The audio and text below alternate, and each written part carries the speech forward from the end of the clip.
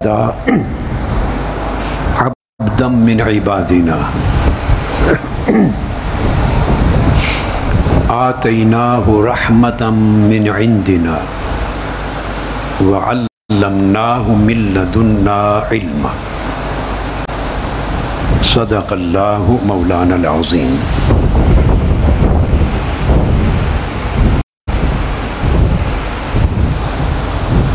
محترم و مکرم مشائخ و علماء کرام،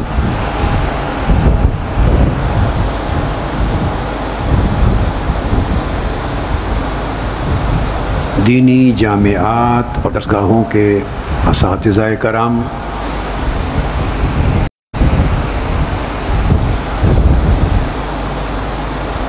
جامع المنہاج میں شہر اعتکاف میں حاضر جملہ معتکفین و معتکفات،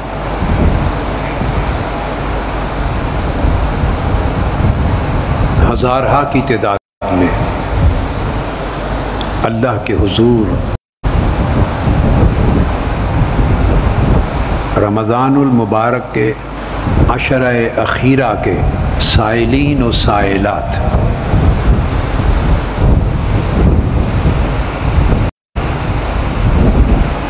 تحریک منہاج القرآن کے رفقا اراکین وابستگان،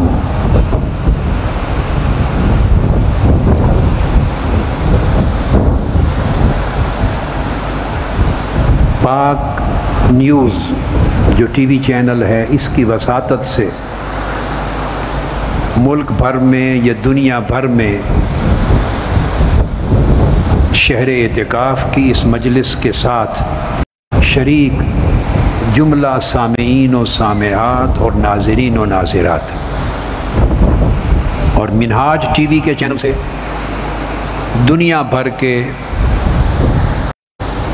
جملہ ممالک کے وہ خواتین و حضرات جو آج کی رات بھی اور اگلی 9 راتیں عشرہ اعتکاف کی ہمارے ساتھ شب بیداری کریں گے، سب کو السلام علیکم ورحمۃ اللہ وبرکاتہ۔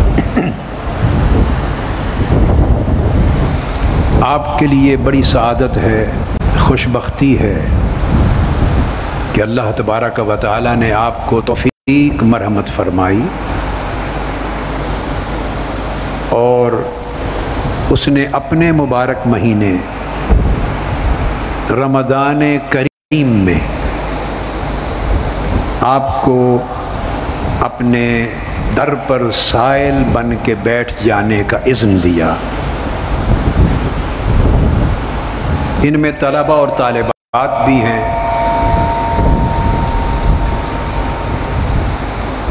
جامعہ کی بلڈنگ کے اس پار ہزارہا خواتین بھی معتکفات ہیں، میری مائیں، بہنیں اور بیٹیاں، ادھر میرے بیٹے، میرے بھائی، بزرگ، ہر عمر کے ہزارہا لوگ معتکف ہیں، اور ایسے معتکف ہیں، یہ میں تعلیم اور تلقین کے لیے بھی کہہ رہا ہوں کہ ان کے جسم بھی اللہ کے حضور معتکف ہیں، ایسا ہی ہونا چاہیے، اور باری تعالیٰ ان کے دل بھی تیرے معتکف ہیں، یعنی تیرے ساتھ ایسے جڑ گئے ہیں کہ کم سے کم ان 10 دنوں اور 10 راتوں میں ان کے دل کسی اور شے کے ساتھ لو نہیں لگائیں گے، تو ان کے دل بھی تیرے معتکف ہو گئے، ان کی سوچیں، ان کے فکر، ان کے ذہن، ان کے خیالات اور ان کی خواہشات بھی تیری معتکف ہو گئی، اب انہیں تیرے سوا کسی اور کی طلب نہیں ہے، اور تیرے سوا کوئی اور ان کی حاجت نہیں ہے۔ حضرت سلطان العارفین بایزید بسطامی رحمۃ اللہ تعالی علیہ کے بقول جب اللہ رب العزت نے ان کے مبارک دل میں یہ بات القاء فرمائی اور پوچھا بایزید تو مجھ سے کیا مانگتا ہے؟ بایزید سے پوچھا ما ترید، تو کیا چاہتا ہے؟ حضرت بایزید بسطامی نے عرض کیا اللہم انی ارید ان لا ارید الا ما ترید، باری تعالیٰ میں صرف یہ چاہتا ہوں کہ جو تو چاہتا ہے اس کے سوا کچھ بھی نہ چاہوں، میں یہ چاہتا ہوں کہ جو تو چاہتا ہے اس کے سوا کچھ نہ چاہوں۔ یہ روح اعتکاف ہے جو حضرت بایزید بسطامی کے زبان سے صادر ہونے والے ان کلمات میں نظر آتی ہے جو اللہ کے حضور پیش کیے۔ میں آج کی پہلی رات اعتکاف کی، اس میں افتتاحی گفتگو ہے۔ اس افتتاحی گفتگو کی ابتدا یہاں سے کر رہا ہوں کہ یہ اعتکاف ہے کہ 10 دن اور 10 راتیں آپ کا ظاہر بھی معتکف رہے اور آپ کا باطن بھی معتکف رہے، آپ کا گیان بھی معتکف رہے اور آپ کا گمان بھی معتکف رہے، آپ کے دل و جان بھی معتکف رہے۔ اللہ کے سوا کوئی اور شے جو اس کی غیر ہے وہ آپ کے اور اللہ کے درمیان حائل نہ ہونے پائے۔ یہ نصیحت میری معتکف بیٹے اور بیٹیوں سے بھی ہے اور معتکف بھائیوں اور بہنوں سے بھی ہے، اور یہ کیفیت 10 دن 10 رات جاری رہے اور آپ پر خوب طاری رہے۔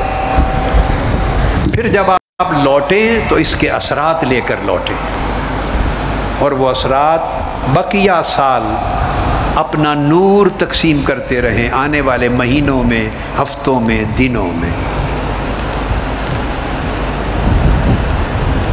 پھر آپ کی خوش نصیبی کہ آپ اعتکاف بھی کر رہے ہیں اور اللہ کے حضور اتنی بڑی عظیم الشان 10 روزہ مجلس ذکر و فکر میں حاضر ہیں، جس میں صرف اللہ کا ذکر ہوگا اور اللہ کے اوامر اور احکام کا فکر ہوگا۔ جب کثیر تعداد میں اللہ کے بندے جمع ہو کر اللہ کا ذکر کرتے ہیں تو اللہ رب العزت کا وعدہ ہے صحیح بخاری اور صحیح مسلم میں متفق علیہ حدیث میں کہ وہ بھی عرش پر ملائکہ کی مجلس میں اپنے ان بندوں کا ذکر کرتا ہے کہ دیکھو فرش پر میرے بندے اکٹھے ہو کر اجتماعی طور پر مجھے کس طرح یاد کر رہے ہیں۔ تو عرش پر یاد کرنے والوں کے جواب میں باری تعالیٰ، فرش پر یاد کرنے والوں کے جواب میں باری تعالیٰ عرش پر اپنے بندوں کو یاد کرتا ہے۔ یہ اس کا وعدہ ہے فَاذْكُرُونِي أَذْكُرْكُمْ، تم میرا ذکر کرو میں تمہارا ذکر کروں گا۔ جو بندہ اللہ کو یاد کرتا ہے اسے یقین ہونا چاہیے کہ عرش پر اللہ اسے یاد کر رہا ہے۔ اگر تنہا یاد کرتا ہے تو اللہ بھی تنہا یاد کرتا ہے۔ اگر بندہ اجتماع میں، ہجوم میں اللہ کو یاد کرتا ہے اور سارا ہجوم اللہ کی یاد میں مستغرق ہوتا ہے تو اللہ رب العزت بھی ہجوم ملائکہ میں اپنے بندوں کو یاد کرتا ہے۔ اور صرف عرش پر نہیں، پھر ہزاروں کی تعداد میں اسی عدد کی مناسبت سے ملائکہ آپ کی مجلس میں شریک رہتے ہیں جب تک یہ مجلس برخاست نہیں ہو جائے گی۔ تو ملائکہ آپ کے ہمنشیں ہوں گے۔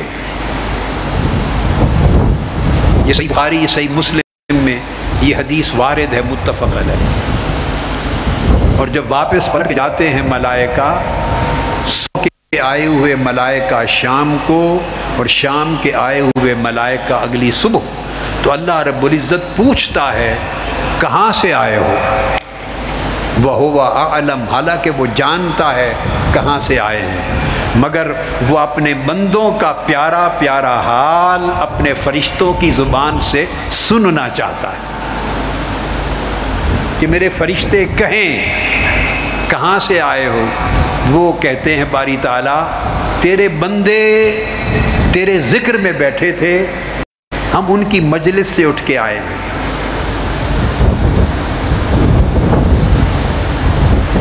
علی ھذا القیاس پھر طویل حدیث ہے، وہ کیا کہتے تھے، مجھے کیسے یاد کرتے تھے، مجھ سے کیا مانگتے تھے، ملائکہ بتاتے رہتے ہیں۔ تو اللہ رب العزت آخر پہ فرماتے ہیں فرشتوں گواہ ہو جاؤ، میں نے ان سب کو بخش دیا۔ یہ حلقات کا فائدہ ہوتا ہے، یہ اجتماعیت کا فائدہ ہوتا ہے۔ تنہا اللہ کی عبادت کرنا اور تنہا اللہ کا ذکر کرنا، اس کا ایک اپنا رنگ ہے، اس کی ایک اپنی کیفیت ہے، اس کی ایک اپنی اہمیت ہے، مگر بشکل ہجوم جیسے ہزارہ معتکفین 10 دن اور 10 رات اس کے ذکر کی مجلس جاری رکھیں گے، اجتماعی طور پہ ذکر کی مجلس میں بیٹھنا اس کا ایک اپنا رنگ ہے، ایک اپنی ادا ہے، اور اس پر ایک اپنی عطا ہے اللہ رب العزت کی۔ اللہ پاک فرماتے ہیں تم گواہ ہو جاؤ میں نے سب کو بخش دیا۔ اس پر ایک فرشتہ سوال کرتا ہے باری تعالیٰ تو نے سب کو بخش دیا، ان میں تو ایک آدھ آدمی ایسا بھی تھا جو اپنے کسی کام سے جا رہا تھا، اس نے دیکھا کہ لوگ بیٹھے ہیں تیری بات کر رہے ہیں، تو وہ ویسے کسی کام سے جا رہا تھا تو رک گیا، تو وہ تیرے ذکر کے لیے تو نہیں آیا تھا، آیا تو اپنے کام سے تھا، مگر ان کے ساتھ بیٹھ گیا کچھ دیر کے لیے، تو کیا اسے بھی تو نے بخش دیا؟ فرمایا ہاں اس کو بھی بخش دیا، چونکہ یہ ایسے جلیس ہیں، یعنی ایسے بیٹھنے والے ہیں کہ جو ان کی مجلس میں اپنے کام سے آئے اور بیٹھ جائے اس کو بھی بخش دیتا، محروم نہیں کرتا۔ یعنی اللہ کے ذکر کی مجلس اگر بپا ہو اور اس میں صدق ہو، اس میں اخلاص ہو، اس میں یکجہتی ہو، اور ظاہر اور باطن شریک ہو، اور جیسے میں نے کہا کہ ظاہر بھی معتکف ہو اور باطن بھی معتکف ہو، تو یہ لوگ پھر ایسے جلیس ہوتے ہیں اور ایسے ہم نشین ہوتے ہیں کہ ان کی مجلس میں بیٹھنے والے بھی محروم نہیں ہوتے۔ تو اجتماعیت کی ایک یہ اہمیت اور برکت ہے، اس لیے اللہ رب العزت نے نماز کے اندر سورہ فاتحہ کا جب حکم ہوا کہ پڑھیں، تو سورہ فاتحہ میں اللہ رب العزت نے ہمیں خواہ کوئی شخص تنہا بھی نماز پڑھ رہا ہو نا، اکیلا، تو اس کو یہ اجازت نہیں کہ وہ یوں کہے ایاک اعبد و ایاک استعین، باری تعالیٰ میں تیری ہی عبادت کرتا ہوں اور میں تجھ ہی سے مدد مانگتا ہوں، یہ اجازت نہیں ہے کہ وہ اعبدو واحد کا صیغہ استعمال کر کے اپنی عبادت کی بات کرے۔ یہاں اس کی واحدیت کو، بندے کے ایک تنہا ہونے کو اللہ رب العزت نے منسوخ کر دیا اور فرمایا خواہ اکیلا شخص بھی کمرے میں تنہا کھڑا ہو کے عبادت کر رہا ہو، وہ میں کی بات نہ کرے، ہم کہہ کے کہے کہ ہم تیری ہی عبادت کرتے ہیں اور تجھ ہی سے مدد چاہتے ہیں۔ تو باری تعالیٰ تو کہنے والا تو اکیلا ہے، تنہا ہے، اس کے ساتھ تو ممکن ہے اس وقت کوئی شریک بھی نہ ہو، تو وہ کیسے کہے گا ہم تیری عبادت کرتے ہیں اور ہم تجھ سے مدد چاہتے ہیں؟ فرمایا نہیں، روئے زمین پر جہاں جہاں لوگ میری عبادت کر رہے ہیں اور دامن پھیلا کر مجھ سے مانگ رہے ہیں، ان ساروں کو اپنے ساتھ شریک کر کے، اپنے خیال میں، اپنی زبان میں شریک کر کے اجتماعی طور پہ سوال کر۔ ممکن ہے تنہا تیری عبادت میں کوئی کمی رہ جائے، دوسرا کوئی کامل ہو تجھ سے، تو اس کو شریک کرنے سے تیرا نقص بھی دور ہو جائے گا، تیری عبادت بھی مقبول ہو جائے گی۔ تو اجتماعیت میں فیض بڑھ جاتا ہے، اجتماعیت میں قبولیت بڑھ جاتی ہے۔ اس لیے دین نے اجتماعیت پہ زور زیادہ دیا ہے۔ تو تحریک منہاج القرآن کے تحت یہ جو جامع المنہاج میں اعتکاف ہوتا ہے، ایک شہر اعتکاف کی مانند، اس کی خصوصیت یہ ہے کہ یہ اعبدو کی بجائے نعبدو کے رنگ کی عکاسی کرتا ہے، اور استعین میں مدد مانگتا ہوں تجھ سے، اس کی بجائے ہم تجھ سے مدد مانگتے ہیں، اس کا نظارہ پیش کرتا ہے، اور فرد کو اجتماع میں گم کرنے کا سبق سکھاتا ہے، میں کو ہم میں گم کر دینے کا سبق سکھاتا ہے۔ یہ ایک تربیت ہے۔ اللہ رب العزت اس کے جملہ فیوزات و برکات آپ سب کو اور ہمیں اور پھر پوری امت مسلمہ کو عطا کرے، اور اس کا حصہ پھر انسانیت کو بھی عطا کرے۔ بسم اللہ۔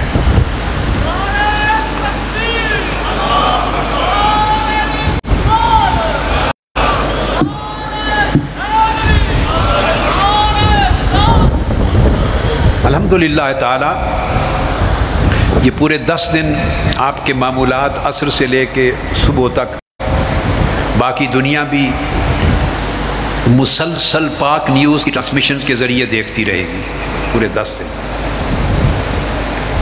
لیکن آپ کا دھیان ان ٹرانسمیشنز کی طرف نہیں ہے۔ ایک ٹرانسمیشن اور بھی ہے جو بالائی دنیا سے ہو رہی ہے اور فرش سے عرش تک جا رہی ہے۔ ٹرانسمیشنز 2 قسموں کی ہیں، ایک ہیں ہاریزانٹل، یہ دنیا کے چینلز کی ہوتی ہیں، ایک ٹرانسمیشن ہے ورٹیکل، عمودی، یہ بندے اور اس کے مالک مولا کے درمیان ہوتی ہے، یہ فرش سے عرش کی طرف ہوتی ہے، اور پھر جواباً عرش سے فرش کی طرف آتی ہے، قبولیت بن کر، رحمت بن کر اور عطا بن کر۔ آپ کا دھیان اس عمودی ٹرانسمیشن کی طرف رہنا چاہیے۔ یہ ہوتی رہیں گی، یہ دنیا کا اپنا ایک نظام ہے، یہ ہوتی رہیں گی، اور جو لوگ اس کو دیکھیں گے وہ بھی کسی نہ کسی طور پہ اس فیض اور برکت کے عمل میں شریک ہوں گے، اللہ ان کو بھی حصہ عطا کرے گا۔ یہ بھی ایک برکت کی توسیع ہے۔ الحمدللہ تعالی اس اعتکاف میں یہ جو 10 راتیں ہیں، ان میں نے جو ذہن بنایا ہے، جس موضوع پر میں سلسلہ وار گفتگو آپ کی عزت کے لیے کرنا چاہوں گا، وہ موضوع ہوگا اخلاق حسنہ۔ کیا موضوع ہوگا؟ اخلاق حسنہ۔ یہ موضوع میں نے اس سال کے اعتکاف کی 10 راتوں کے لیے منتخب کیا ہے، اور اس موضوع پر گفتگو آج کی رات سے ہی انشاءاللہ شروع کر دیں گے۔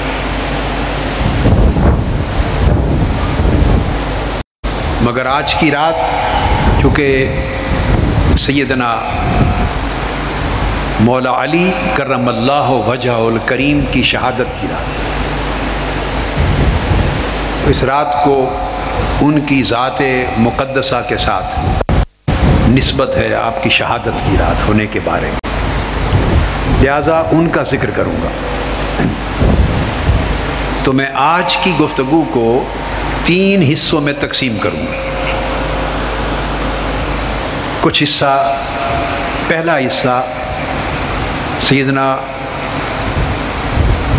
مولا علی شیر خدا کرم اللہ وجہ الکریم کی ذات اقدس اور آپ کی 2-3 انفرادی فضیلتوں پر مرکوز کروں گا تاکہ آپ کا ذکر ہو جائے، اور پھر آپ کے ساتھ مجموعی طور پر اہل بیت اطہار جو آپ کا گھرانہ ہے، جن میں سیدہ کائنات حضرت بطول زہرا رضی اللہ تعالی عنہ اور حسنین کریمین رضی اللہ تعالی عنہما ہے، تو دوسرا حصہ ان کی گفتگو کا بھی ہوگا۔ تیسرا حصہ آج کی گفتگو میں پھر سیدنا علی شیر خدا رضی اللہ تعالیٰ عنہ اور دیگر ائمہ اطہار اہل بیت ان کی تعلیمات پر مشتمل ہوگا، تاکہ انہوں نے تعلیم کیا دی اس کا بھی ذکر کریں، تو ان کی فضائل پر بھی بات ہوگی اور ان کی تعلیمات پر بھی بات ہوگی۔ اور تعلیمات کا ایک حصہ لوں گا جو ان 10 راتوں کے اعتکاف کے موضوع سے متعلق ہے، اور وہ اخلاق حسنہ ہے کہ اہل بیت اطہار نے اخلاق حسنہ کے باب میں کیا فرمایا، تاکہ ان کا ذکر بھی ہو، اور پھر ہمارا جو 10 راتوں کا موضوع ہے اس میں بھی ان کے فرمودات سے ہم استفادہ کر لیں۔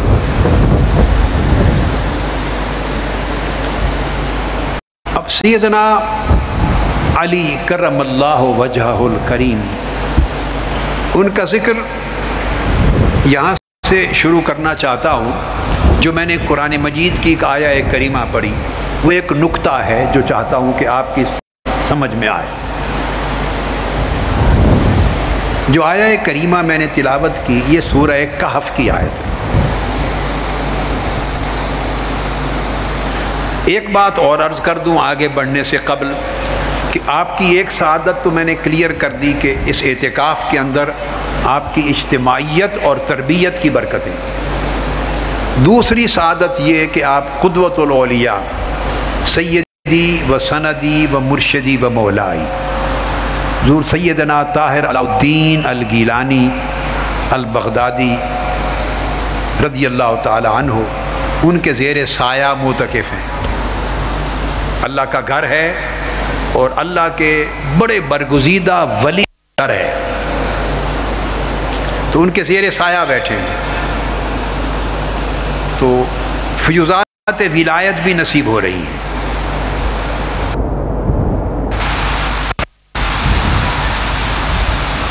سورہ کہف کی اس آیت کریمہ میں اللہ رب العزت نے ایک واقعہ کا حصہ بیان کیا ہے، جب حضرت موسیٰ علیہ السلام سیدنا خضر علیہ السلام سے ملنے گئے تھے۔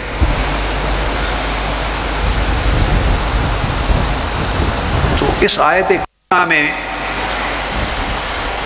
ان کی ملاقات سے قبل کا صرف حصہ بیان ہوا ہے، طویل واقعہ ہے قرآن مجید میں۔ باری تعالیٰ یہ عین ان کی ملاقات سے قبل کے لمحوں کا ذکر ہے کہ کیسے پہنچے۔ فرماتے ہیں کہ وہ اپنے قدموں کے نشان پر واپس پلٹے جہاں سیدنا موسیٰ علیہ السلام کی مچھلی اس کو پکا کر کھانے کے لیے تیار کر کے لائے تھے، وہ اس تالاب کے پانی سے مس ہوئی یا پانی لگا تو زندہ ہو گئی تھی۔ مردہ مچھلی پکی ہوئی سالن کی شکل میں مچھلی وہ زندہ ہو گئی۔ تو اس نقطے پر پہنچے کہ وہ اللہ کا برگزیدہ ولی خضر علیہ السلام اس جگہ پر ہوں گے۔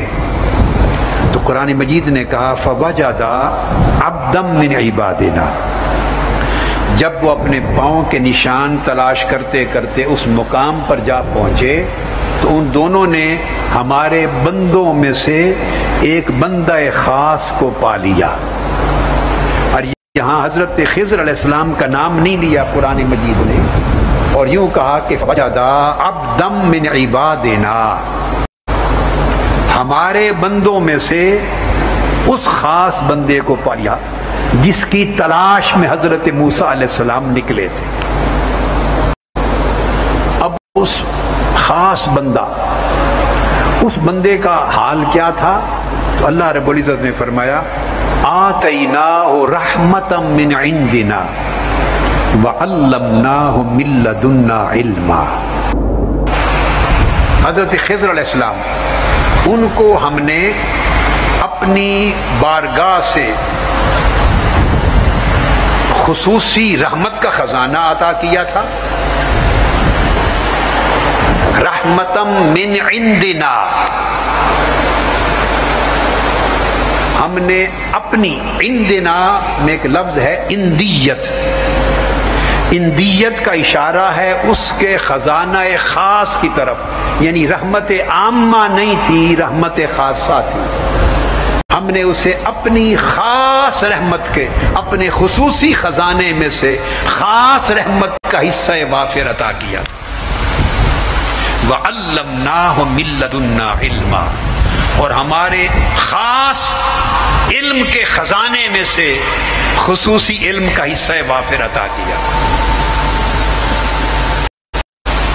آتیناہ رحمتا من عندنا، ان الفاظ میں اشارہ ان کی ولایت کی طرف ہے، حضرت خضر علیہ السلام، یہ ولایت کا اشارہ ہے۔ وَعَلَّمْنَاهُ مِن لَّدُنَّا عِلْمًا، علم عطا کیا تھا خصوصی، اس میں اشارہ ان کے علم کی طرف ہے۔ تو خضر علیہ السلام کی ذات میں اللہ رب العزت نے دو چیزوں کو جمع کیا اور اسے ان کی خصوصیت بنایا،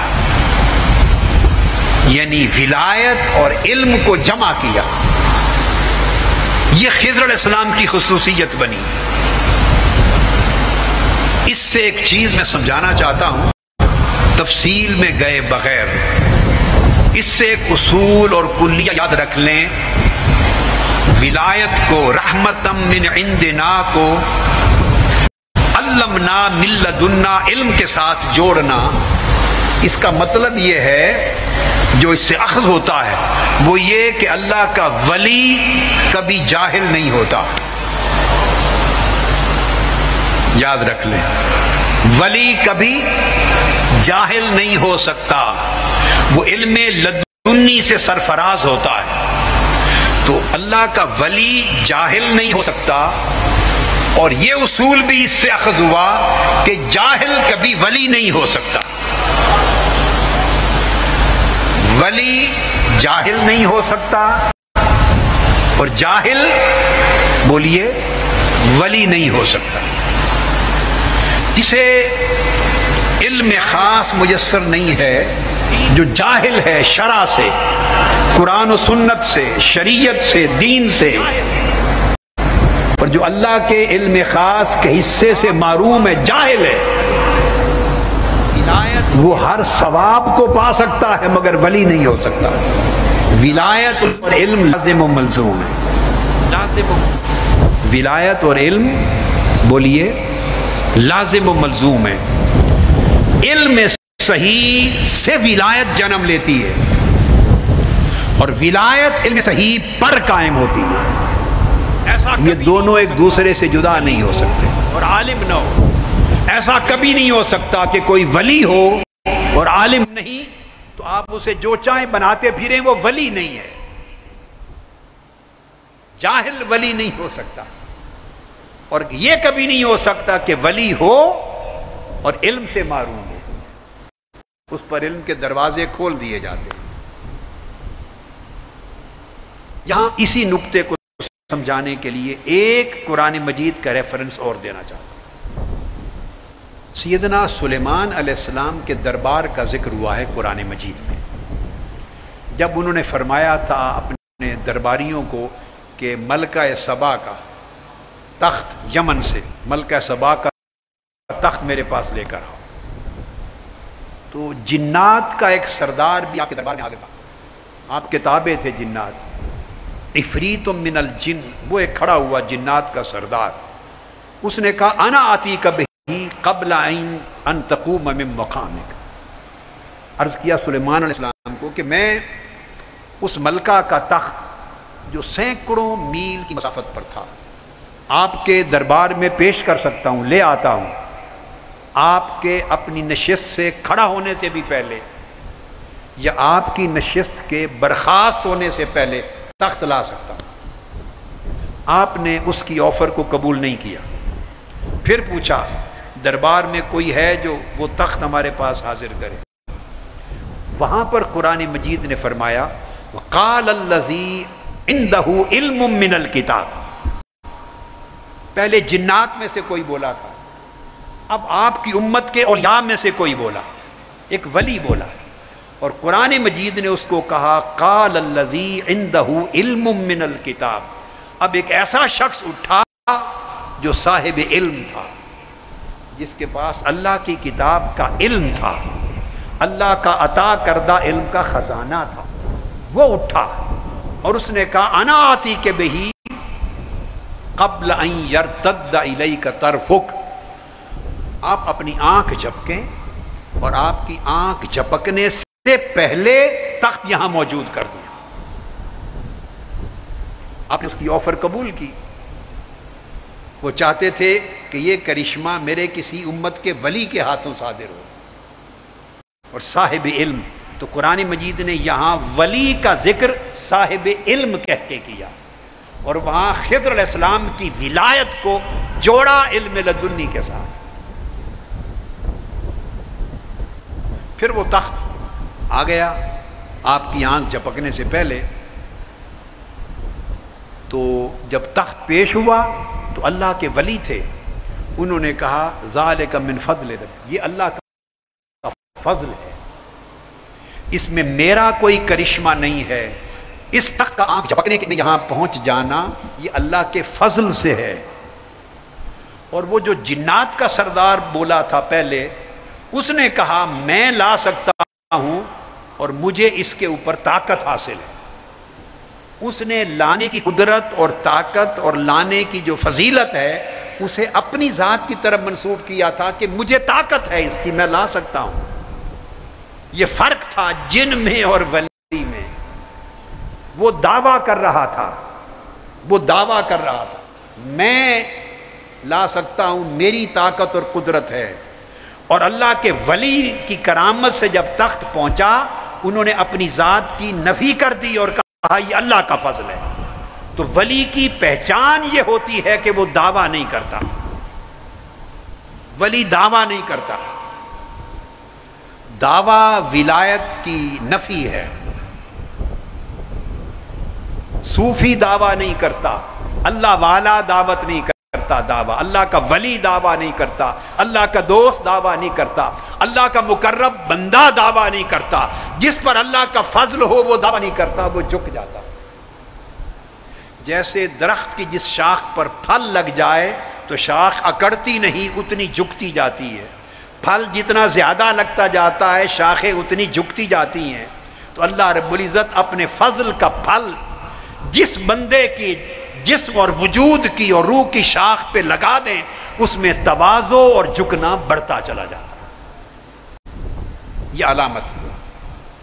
اب بنیاد میں نے آپ کو سمجھا دی کہ ولایت اور علم یہ دو لازم و ملزوم ہیں۔ حضور علیہ الصلوۃ والسلام کے جمیع صحابہ کرام کو طرح طرح کے فضائل حاصل تھے، مگر ایک خصوصیت ایسی ہے جو سیدنا مولا علی المرتضیٰ کرم اللہ وجہ الکریم کو نصیب ہوئی، اور وہ اس میں کوئی آپ کا ثانی نہیں تھا، کوئی ثانی نہیں تھا، اور وہ کہ آپ کی ذات میں ولایت اور علم کو اتنا جمع کیا گیا کہ اس قدر کوئی اور ولایت اور علم کے جمع ہونے میں شریک نہ تھا۔ آپ میں ولایت اور علم کو جمع کر دیا گیا، یعنی آپ کو ولایت کا بھی منبع اور چشمہ بنا دیا گیا امت محمدی کے لیے، اور علم کا بھی منبع اور چشمہ بنا دیا گیا امت محمدی کے لیے۔ آپ کی ولایت کے باب میں حضور نبی اکرم صلی اللہ علیہ وآلہ وسلم نے خود اعلان فرمایا،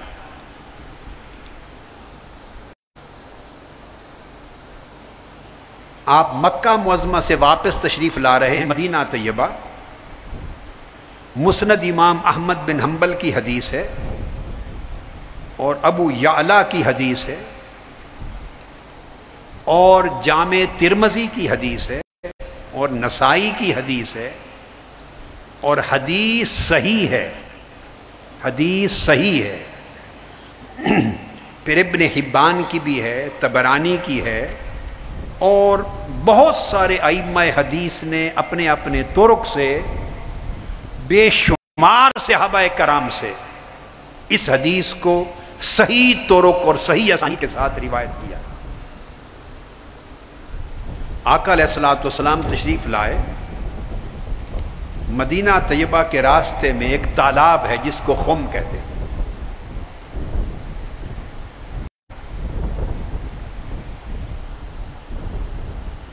یہ حضرت علی نے ایک مقام پہ ایک میدان میں صحابہ کرام کی جماعت تھی، ان سے خطاب کیا اور فرمایا تم میں سے کچھ لوگ یہاں ایسے موجود ہیں جنہوں نے آقا علیہ الصلوۃ والسلام کی زبان اقدس سے یہ فرمان جو میرے لیے آقا علیہ السلام نے فرمایا تھا اپنے کانوں سے سنا ہو اور آپ کو فرماتے ہوئے کانوں سے دیکھا ہو۔ 12 بدری صحابہ اٹھے، 12 صحابہ کرام ایسے اٹھے جو بدری صحابہ تھے، جو غزوہ بدر میں شریک ہوئے تھے، یعنی سینئر موسٹ بدری صحابہ۔ وہ اٹھے، ان سب نے گواہی دی کہ جب آقا علیہ السلام نے جس دن یہ فرمایا تھا ہم اس اجتماع میں موجود تھے، ہم نے کانوں سے سنا۔ پوچھا کیا فرمایا تھا، آپ روایت کریں، تو پھر صحابہ نے روایت کی۔ یہ وہ حدیث ہے جو عبد الرحمن بن ابی لیلہ سے میں روایت کر کے بتا رہا ہوں۔ فقالوا نشہد انا سمعنا رسول اللہ صلی اللہ علیہ وسلم یقول یوم غدیر خم، ہم سب گواہی دیتے ہیں، بدری صحابہ کی جماعت نے کہا کہ ہم سب نے آقا علیہ السلام کی زبان مبارک سے سنا، آپ یہ فرما رہے تھے الست اولا بالمؤمنین من انفسہم۔ صحابہ کرام سے فرمایا کہ کیا میں جتنے مومن ہیں ان سب کی جانوں سے زیادہ قریب نہیں ہوں ان کے؟ وازواجی امہاتہم، اور کیا میری بیویاں یعنی میری ازواج مطہرات سب مومنوں کی مائیں نہیں ہیں؟ آقا علیہ السلام نے اپنا رشتہ مومنوں کے ساتھ بیان فرمایا۔ فقلنا بلا یا رسول اللہ، ہم سب نے بآواز بلند عرض کیا یا رسول اللہ حق ہے، آپ کی ذات پاک ہمارے اتنی قریب ہے کہ ہماری جانیں بھی اتنی قریب نہیں، آپ ہماری جانوں سے بھی زیادہ قریب ہیں۔ یہ قرآن مجید کا فرمان ہے، النبی اولا بالمؤمنین من انفسہم، کہ نبی مومنوں کی جانوں سے زیادہ قریب ہیں ان کے۔ یہ قرآن مجید کا، اس کی طرف آقا علیہ السلام اشارہ فرما رہے تھے۔ ہم سب نے گواہی دی آقا آپ ہماری جانوں سے بھی قریب تر ہیں، اور آپ کی ازواج مطہرات ہماری مقدس مائیں ہیں۔ جب آقا علیہ السلام نے ان کی گواہی سن لی تو فرمایا قال فمن کنت مولاہ فعلی مولاہ، پر سن لو جس کا میں مولا ہوں، جس کا میں ولی ہوں، جس کا میں دوست ہوں، جس کا میں محبوب ہوں، علی بھی اس کا مولا، دوست اور محبوب ہے۔ اور پھر فرمایا اللہم والی من والاہ وعاد من عاداہ، اے اللہ جو علی سے محبت کرے اور اس سے دوستی رکھے تو بھی اسے دوست رکھ، اور جو علی سے دشمنی کرے تو بھی اسے اپنا دشمن بنا لے۔ اور حضرت عمران بن حسین کی روایت میں آیا، اس میں آقا علیہ السلام نے فرمایا ان علی منی وانا منہ وہو ولی کل مؤمن بعدی، کہ فرمایا علی مجھ سے ہے اور میں علی سے ہوں، اور میرے بعد علی ہر مومن کا ولی ہے، علی ہر مومن کا ولی ہے۔ اب یہ حدیث جامع ترمذی میں اور نسائی نے اور ابن حبان نے اس کو روایت کیا، اور امام ترمذی نے اس حدیث کو اس سند کے ساتھ حسن کہا، اور ایک اور سند کے ساتھ امام ترمذی نے روایت کیا، ایک اور سند کے ساتھ وہ محمد بن بشار کی سند کے ساتھ، اور فرمایا قال ھذا حدیث حسن صحیح، دوسری سند کے ساتھ فرمایا یہ حدیث حسن بھی ہے اور صحیح بھی ہے، اعلیٰ مرتبے کی صحیح۔ اس میں آقا علیہ الصلوۃ والسلام نے فرمایا کہ جس کا میں مولا ہوں، اس میں آپ نے بریدہ نامی ایک صحابی کو خطاب کیا، ایک اور حدیث ہے مسند احمد نسائی میں، فرمایا جس کا میں مولا ہوں اس کا علی مولا ہے۔ اور حضور علیہ الصلوۃ والسلام کے اس قول کے اوپر بہت سے انصار صحابیوں میں، جن میں حضرت ابو ایوب انصاری بھی تھے، ان سب نے کھڑے ہو کر گواہی دی۔ حضرت زید بن ارقم، یہ سب صحابہ جنہوں نے گواہی دی، حتیٰ کہ حضرت عبداللہ ابن عباس نے بھی اس کو روایت کیا۔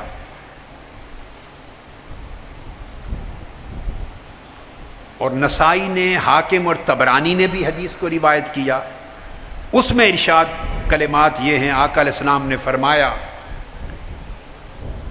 کہ لوگو انی قد ترکت فیکم ثقلین، میں تمہارے اندر دو بڑی اہم چیزیں، بڑی عظیم قدر و منزلت والی چیزیں چھوڑ کے جا رہا ہوں، دو بڑی اہم اور عظیم چیزیں چھوڑ کے جا رہا ہوں۔ انی قد ترکت فیکم الثقلین احدہما اکبر من الآخر، دونوں عظیم چیزیں ہیں، اتنی عظیم ہے کہ ان میں سے ہر ایک دوسری سے بڑی۔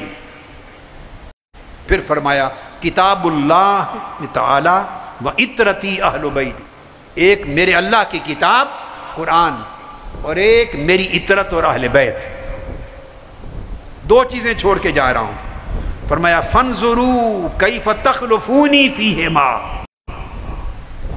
دیکھنا، اب دیکھنا یہ ہے کہ میرے بعد تم ان کے ساتھ جب کوئی سلوک کرو گے تو اس سلوک میں مجھے کتنا دیکھتے ہو، اور ان کے ساتھ جب برتاؤ کرو گے تو میرا لحاظ کتنا کرتے ہو، اور میری نسبت اور میرے تعلق کو کتنا دیکھتے ہو ان کے اندر جب میں ظاہری طور پہ نہیں ہوگا۔ یہ آقا علیہ السلام نے فرمایا۔ پھر فرمایا فَإِنَّهُمَا لَن يَتَفَرَّقَا حَتَّى يَرِدَا عَلَيَّ الْحَوْض، قرآن اور اہل بیت دونوں آپس میں جڑے رہیں گے، پیوست رہیں گے، ایک دوسرے سے جدا نہیں ہوں گے، اور اکٹھے رہیں گے حتیٰ کہ اسی پیوستگی کے حالت میں قرآن اور اہل بیت مل کر میرے پاس قیامت کے دن حوض کوثر پر آئیں گے۔ اور یہ ارشاد فرما کے پھر آقا علیہ السلام نے فرمایا ثم قال ان اللہ مولائی، اللہ میرا دوست ہے، وانا ولی کل مومن، اور میں ہر مومن کا دوست ہوں۔ ثم اخذ بید علی، پھر حضرت علی کا ہاتھ پکڑا آقا علیہ السلام نے، فقال من کنت ولیہ فہذا ولیہ، جس کا میں دوست ہوں علی اس کا دوست ہے، جس کا میں حبیب ہوں علی اس کا حبیب ہے۔ جو مجھے محبوب جانتا ہے، معزز و محترم جانتا ہے، وہ علی کو بھی محبوب اور معزز و محترم جانے۔ جو جس کا دل میرے ساتھ جڑا ہوا ہے اس کا دل علی کے ساتھ بھی پیوست ہو۔ پھر فرمایا اللہم وال من والاہ وعاد من عاداہ، جو علی سے محبت کرے تو اس سے محبت کر، اور جو علی سے عداوت رکھے تو اس کو اپنا دشمن بنا۔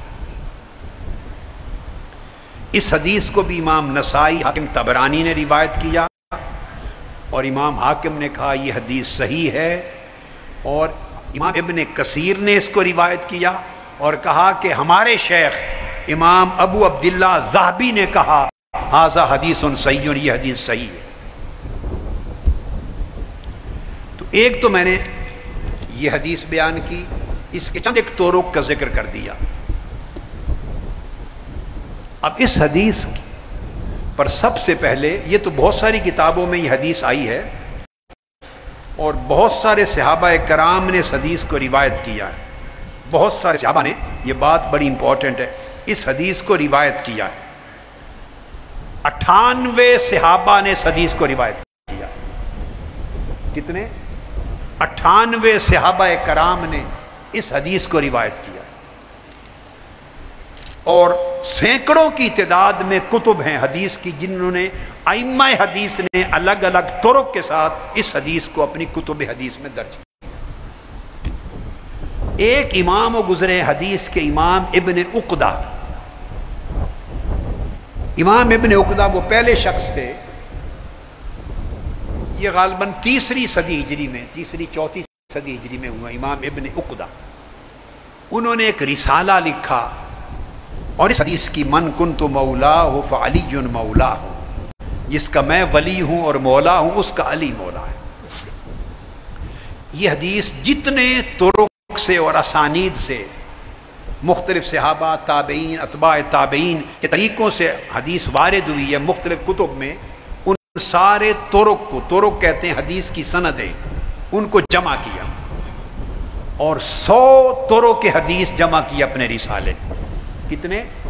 100 طرق حدیث کے جمع کیے۔ یعنی پہلی مرتبہ کوشش ہوئی امام ابن عقدہ نے اپنی ایک تصنیف میں تمام طرق اس حدیث کے جمع کر دی۔ ان کے بعد کئی 100 سال گزرے، علامہ ذہبی ایک بڑے جلیل القدر امام ہیں علم الحدیث میں۔ میں بات روک کر مجھے یاد آ گئی تو ذہن سے اتر نہ جائے، پھر یہاں سے شروع کرتا ہوں۔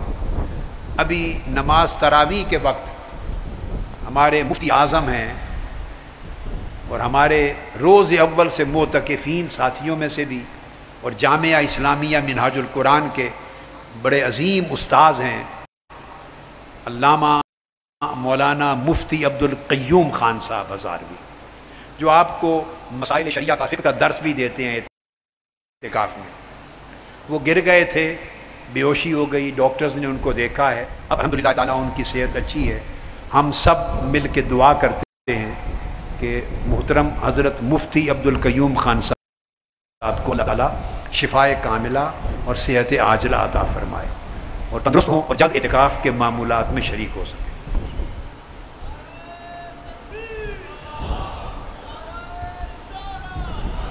ان کے بعد 7ویں صدی ہجری میں پھر علامہ ذہبی نے ایک رسالہ لکھا، تصنیف کی ایک کتاب، اس میں انہوں نے 25 طرق کے حدیث کے اور جمع کیے۔ اس حدیث کے من کنت مولا فعلی مولا، تو کل 125 طرق ہو گئے امام ابن عقدہ کے اور امام ذہبی کے ملا کر۔ یہ اب تک محفوظ تھے میکسیمم اس حدیث کے طرق اور اسانید جو کتب میں جمع کی گئی۔ اللہ رب العزت کا شکر ہے اور اس کا احسان ہے، پھر اللہ پاک نے ہمیں توفیق دی، ہم نے بھی اس باب میں ایک چھوٹی سی خدمت کی اللہ کی توفیق سے اور اللہ کے فضل سے اور اللہ کے کرم سے۔ اس کی توفیق کے بغیر نہ کچھ ہو سکتا ہے نہ کچھ ہوگا۔ اس نے توفیق دی تو میں نے کتب حدیث کو کھنگالا، ذخائر کھنگالے، خزانے حدیث کے طرق کے اسانید کے مرویات کے کنگالے۔ تو 125 طرق ہو گئے تھے، علامہ ذہبی نے 25 طرق کا اضافہ فرمایا تھا۔ الحمدللہ تعالی 125 طرق کے بعد مزید 28 طرق، اس پر ان کا اضافہ میں نے اپنی کتاب میں اضافتاً کر دیا۔ اب یہ ایک کتاب ہے میری تصانیف میں سے ایک، اس کا نام ہے الکفایہ، الکفایہ فی حدیث ولایہ، یعنی حدیث ولایت علی کے اوپر یہ کتاب ہے پوری۔ اس میں میں نے امام ابن عقدہ کے، علامہ ذہبی کے 125 اور 28 اور محنت کر کے اللہ کی توفیق سے ایڈ کیے، 153 طرق اس حدیث کے جمع کیے، اور پھر اس کے بعد نقد و جرح بھی ہے، تحقیق ہے۔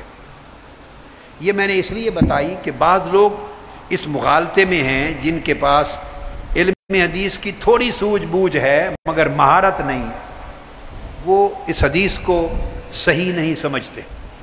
اس لیے میں نے کہا یہ ان احادیث میں سے ہے جس کے 153 طرق ہیں اور اسانید ہیں، اور ان میں ایک دو نہیں درجنوں طرق صحیح ہیں اور درجنوں طرق حسن ہیں اور کچھ ضعیف ہیں، اور حسن اور ضعیف کے ساتھ مل کے وہ بھی مقبول ہیں۔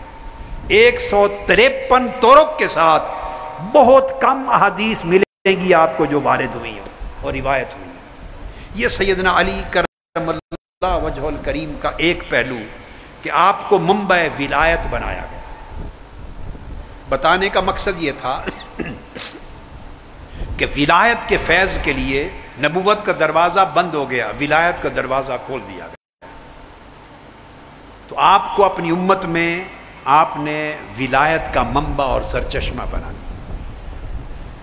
دوسری خصوصیت جس میں اس درجے پر کسی اور کی شرکت نہیں، وہ آپ کو علم لدنی میں بے نظیر اور بے مثال بنایا گیا۔ تو آقا علیہ الصلوۃ والسلام نے آپ کو اپنے علم خاص کا بھی منبع و چشمہ بنایا۔ حضرت عبداللہ ابن عباس رضی اللہ تعالیٰ عنہ روایت کرتے ہیں، فرمایا حضور علیہ السلام نے فرمایا انا مدینۃ العلم وعلی بابھا فمن اراد المدینۃ فلیأت الباب۔ فرمایا میں علم کا شہر ہوں اور علی اس کا دروازہ ہے، اور جو میرے شہر علم میں داخل ہونا چاہے اسے چاہیے کہ اس دروازے سے آئے۔ یعنی علی کے ساتھ روحانی اور قلبی طور پہ قطع تعلق رکھنے والا علم ولایت سے کبھی بہرہ یاب نہیں ہو سکتا۔ جو حضرت علی کے دسترخوان سے کھانے کا شوقین نہیں ہے اور جو کتراتا ہے حضرت علی کی محبت سے، حضرت علی کی ولایت سے، ان کی ولا سے، ان کی عطا سے، اور ان کے ساتھ اپنے دل میں محبت اور انس اور تعلق اور راحت محسوس نہیں کرتا، وہ کبھی بھی میرے علم کے شہر میں داخل نہیں ہو سکتا، وہ علم نبوت سے محروم رہے گا۔ اس حدیث کو اور امام طبرانی کے الفاظ یہ ہیں روایت کے، فَلْيَأْتِهِ مِنْ بَابِهِ، جو میرے شہر علم میں آنا چاہتا ہے وہ علی کے دروازے سے داخل ہو۔ اس کو امام حاکم نے مستدرک میں روایت کیا اور کہا یہ حدیث صحیح ہے۔ ایک فرق ہوتا ہے، یاد رکھ لیں، یہ فن اصول حدیث کے اندر ہے، یہ کہنا کہ یہ حدیث صحیح الاسناد ہے، اس کا رتبہ کم ہوتا ہے، اور یہ کہنا یہ حدیث صحیح ہے، جب کہا جائے صححہ، اس نے اس حدیث کی تصحیح کی امام حدیث نے، تو اس کا مطلب اس کو صحیح الاسناد قرار دینا نہیں بلکہ حدیث کو صحیح قرار دینا۔ اس کو امام طبرانی نے اپنی مسند کا معجم کبیر میں، اور ابن عدی نے کامل میں، خطیب نے تاریخ ابن عساکر میں، سب نے روایت کی ابو معاویہ الدریر سے، اور وہ ثقہ اور حافظ راوی ہیں، انہوں نے اعمش سے، انہوں نے مجاہد سے، انہوں نے عبداللہ ابن عباس، پوری سند اس کی ثقات پر مشتمل ہے اور حدیث صحیح ہے۔ پھر آقا علیہ السلام نے فرمایا، جسے حضرت جابر بن عبداللہ نے روایت کیا، فرمایا کہ آقا علیہ السلام نے فرمایا انا مدینۃ العلم وعلی بابھا، یہ من اراد العلم فلیأت الباب، جو میرا علم حاصل کرنا چاہتا ہے وہ دروازہ علی سے داخل ہو، پھر میرے شہر علم میں آئے گا اور اسے خیرات ملے گی۔ اسی طرح حضرت علی کرم اللہ وجہ الکریم نے خود بھی یہ روایت کیا کہ آقا علیہ السلام نے مجھ سے یہ فرمایا علی انا مدینۃ العلم وانت بابھا یا علی، اے علی میں علم کا شہر ہوں اور تو میرے شہر علم کا دروازہ ہے۔ کذب من زعم انہ یدخلها من غیر بابھا، وہ شخص جھوٹا ہے جو یہ گمان کرتا ہے کہ میں نبی کے علم کے شہر میں داخل ہو جاؤں گا علی کے دروازے کے بغیر۔ فرمایا وہ جھوٹا ہے، وہ میرے شہر علم میں داخل نہیں ہو سکتا۔ اب امام سیوطی نے بھی اس حدیث کی تائید کی اپنی کتاب میں۔ پھر دوسری روایت میں آقا علیہ السلام نے فرمایا انا دار الحکمت وعلی بابھا، میں حکمت کا گھر ہوں اور علی اس کا دروازہ ہے۔ اس کو امام ترمذی نے اپنی سنن میں روایت کیا، اور امام احمد بن حنبل نے فضائل میں روایت کیا، امام ابو نعیم نے حلیہ میں، اور امام ابن جریر طبری نے اپنی تہذیب الآثار میں، اور قال ھذا خبر صحیح، اور کہا یہ حدیث صحیح ہے، اور اس کی سند حضرت علی تک مرفوع ہے۔ پھر اسی طرح حضرت ابو ذر غفاری سے بھی مروی ہے، وہ مروی آقا علیہ السلام سے جو حدیث ہے اس کے الفاظ ہیں، فرمایا علی باب علمی، آقا علیہ السلام نے فرمایا علی میرے علم کا دروازہ ہے، ومبین لامتی، اور میرے دیے ہوئے دین کی وضاحت کرنے والا ہے، ما ارسلت بہ من بعدی، حبہ ایمان وبغضہ نفاق، علی سے محبت کرنا ایمان ہے اور علی سے بغض رکھنا منافقت ہے، والنظر الیہ رافت، اور علی کے چہرے کو دیکھنے سے دل کو نرمی اور رافت نصیب ہوتی ہے، ومودتہ عبادت، اور علی سے محبت کرنا یہ عبادت ہے۔ اس کو ائمہ نے حدیث کو روایت کیا اور محدثین نے کہا کہ یہ حدیث حسن ہے۔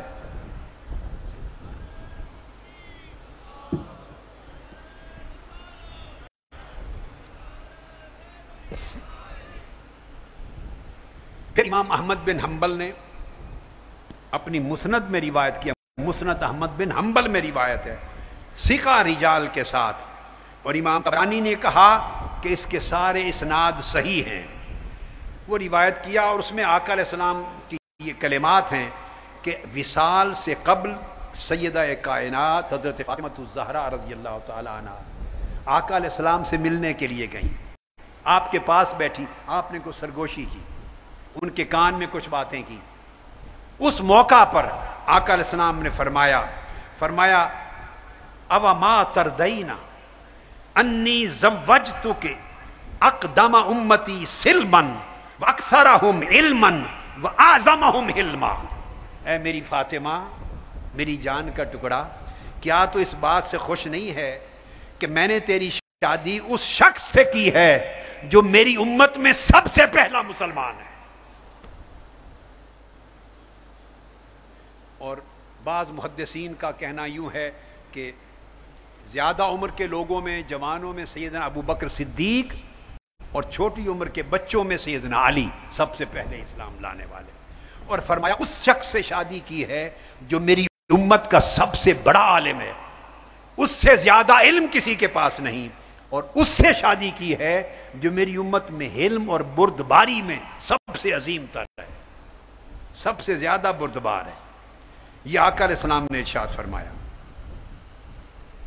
اور اس کو پھر ابن عساکر نے اپنی سند کے ساتھ ام المومنین حضرت عائشہ صدیقہ رضی اللہ تعالی عنہ سے روایت کیا کہ حضرت عائشہ صدیقہ رضی اللہ تعالی عنہ نے روایت کیا کہ میں نے سیدہ فاطمہ الزہرا سے سنا، انہوں نے کہا کہ میرے بابا نے، آقا علیہ السلام نے فرمایا تھا زوجتک اعلم المؤمنین وَأَقْدَمَهُمْ سِلْمًا وَأَفْضَلَهُمْ حِلْمًا، میں نے اے فاطمہ تیری شادی مومنوں کے سب سے بڑے عالم کے ساتھ کی ہے، اہل ایمان میں علی سے بڑا عالم کوئی نہیں، اور اپنی امت میں سب سے پہلے مسلمان کے ساتھ کی ہے، اور حلم اور بردباری میں سب سے افضل شخص کے ساتھ کی ہے۔ اور یہی حدیث حضرت اسماء بنت امیس سے بھی مروی ہے، اور اس حدیث کو امام ابو نعیم نے حضرت سفیان الثوری سے روایت کیا ہے، انہوں نے منصور سے، انہوں نے ابراہیم نخعی سے، انہوں نے علقمہ سے، انہوں نے عبداللہ ابن مسعود سے، ساری سند صحیح اور ثقہ روایت کی ہے، پوری سند صحیح ہے۔ انہوں نے کہا کہ آقا علیہ الصلوۃ والسلام سے پوچھا گیا، آپ نے فرمایا کنت عند النبی صلی اللہ علیہ وآلہ وسلم فسئل عن علی، حضرت عبداللہ ابن مسعود فرماتے ہیں کہ میں آقا علیہ السلام کی مجلس میں بیٹھا تھا، صحابہ کرام حاضر تھے، میری موجودگی میں کسی نے حضرت علی کے مرتبے کے بارے میں پوچھا، حضرت علی کے بارے میں سوال کیا، آقا علیہ السلام نے جواب دیا فقال قسمت الحکم عشرۃ اجزاء، میری امت میں علم اور حکمت کے 10 حصے بنائے گئے اور میری امت میں تقسیم کیے گئے، علم اور حکمت و معرفت کے 10 حصے اللہ رب العزت نے کیے اور میری امت میں تقسیم کیے۔ فرمایا فَأُعْطِيَ عَلِيٌّ 9 اجزاء وَالنَّاسُ جُزْءًا وَاحِدًا، 10 میں سے 9 حصے علم، حکمت اور معرفت کے صرف علی کے حصے میں آئے اور 1 حصہ ساری امت میں تقسیم ہوا ہے۔ عبداللہ ابن مسعود فرماتے ہیں کہ آقا علیہ السلام نے یہ ارشاد فرمایا، میں موجود تھا اس مجلس میں، میں نے اپنے کانوں سے سنا. اور یہ ساری سند ائمہ اور فقہا کی روایت ہے جو سب سے اعلیٰ درجہ ہوتی ہے صحت میں، یعنی سفیان ثوری اور ان کی روایت حضرت منصور سے، ان کی ابراہیم النقی سے، ان کی حضرت علقمہ سے، ان کی عبداللہ ابن مسعود سے، اعلیٰ اسانید میں سے. پھر حضرت جابر بن عبداللہ انصاری رضی اللہ تعالیٰ عنہ، ان سے روایت ہے. امام طبرانی نے روایت کی. یعنی میں نے آپ کو کہا تھا کہ آپ کی خصوصیت یہ ہے کہ ولایت اور علم دونوں کمال درجے میں عطا کر کے آپ کی ذات میں جمع کیے گئے. نہ ولایت میں آپ کا کوئی ہم رتبہ تھا، نہ علم اور حکمت و معرفت میں آپ کا کوئی ہم رتبہ تھا. یعنی علم اور ولایت دونوں میکسیمم سب سے اونچے درجے کے دے کر آپ کی ایک ذات میں یکجا کر دیے گئے. یہ آپ کی انفرادیت تھی، یہ آپ کا انوکھا پن تھا، یہ آپ کی نرالی شان تھی، ایسی خصوصیت تھی کہ اس میں کوئی آپ کا برابر ہمسر شریک نہ تھا. آقا علیہ السلام نے فرمایا، قال قال رسول اللہ صلی اللہ علیہ وسلم واقضى امتی علی بن ابی طالب. فرمایا میری امت کا سب سے بڑا جج علی ابن ابی طالب. یعنی شریعت کے احکام پر جتنی معرفت، اس کی جتنی حکمت، جتنا علم، جتنی گہرائی، جتنی گہرائی، جتنی دقت، جتنا تفقہ، جتنا علم، جتنی پختگی اور مہارت علی کو ہے، اتنی میری امت میں کسی کو نہیں.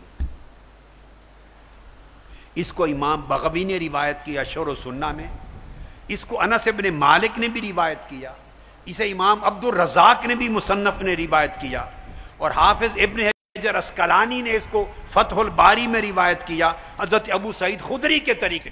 کئی صحابہ نے یہ بات بیان کی. اور پھر یہ وہ بات ہے جو سیدنا فاروق اعظم بھی فرمایا کرتے تھے. پھر اسے حضرت ام سلمہ نے بھی بیان کیا ہے. حضرت ام سلمہ ام المومنین فرماتی ہیں کہ میں نے اپنے کانوں سے آقا علیہ السلام سے سنا، علی مع القرآن والقرآن مع علی لن یتفرقا حتی یرد علی الحوض. فرمایا علی قرآن کے ساتھ ہے اور قرآن علی کے ساتھ ہے، قرآن اور علی کبھی جدا نہیں ہوں گے حتیٰ کہ دونوں اکٹھے حوض کوثر پر میرے پاس قیامت کے دن وارد ہوں گے. علی کا قرآن کے ساتھ ہونے کا مطلب یہ ہے کہ قرآن کا جتنا فہم علی کے پاس ہے، قرآنی علوم کا جتنی معرفت علی کے پاس ہے، اور قرآن کا جتنا ادراک اور قرآن کی جتنی حکمت اور قرآن مجید کے علوم اور معرفت پر جتنا تبحر حضرت علی کے پاس ہے، اتنا کسی کے پاس نہیں. اور پھر قرآن جتنا علی کے سینہ میں ہے، قرآن جتنا علی کے قریب ہے، اور علی جتنے قرآن کے قریب ہے، اس طرح ہیں کہ دونوں کبھی جدا نہیں ہوں گے. یہ حضرت ام سلمہ نے بیان کیا، اور یہ حدیث بھی صحیح الاسناد ہے. پھر اسی طرح آقا علیہ السلام نے فرمایا، جس کو حضرت سلمان فارسی رضی اللہ تعالیٰ عنہ نے روایت کیا، آقا علیہ السلام نے فرمایا، مسند الفردوس میں امام دیلمی روایت کرتے ہیں، اعلم امتی من بعدی علی بن ابی طالب. فرمایا میرے بعد میری پوری امت میں سب سے بڑا عالم علی شیر خدا. یہ آقا علیہ السلام شہادت دے رہے ہیں آپ کی علم پر، اور پھر سیدنا علی کرم اللہ وجہ الکریم خود اس علم پر شہادت دیتے. امام ابن ابی شیبہ نے روایت کیا ہے اپنی مصنف میں.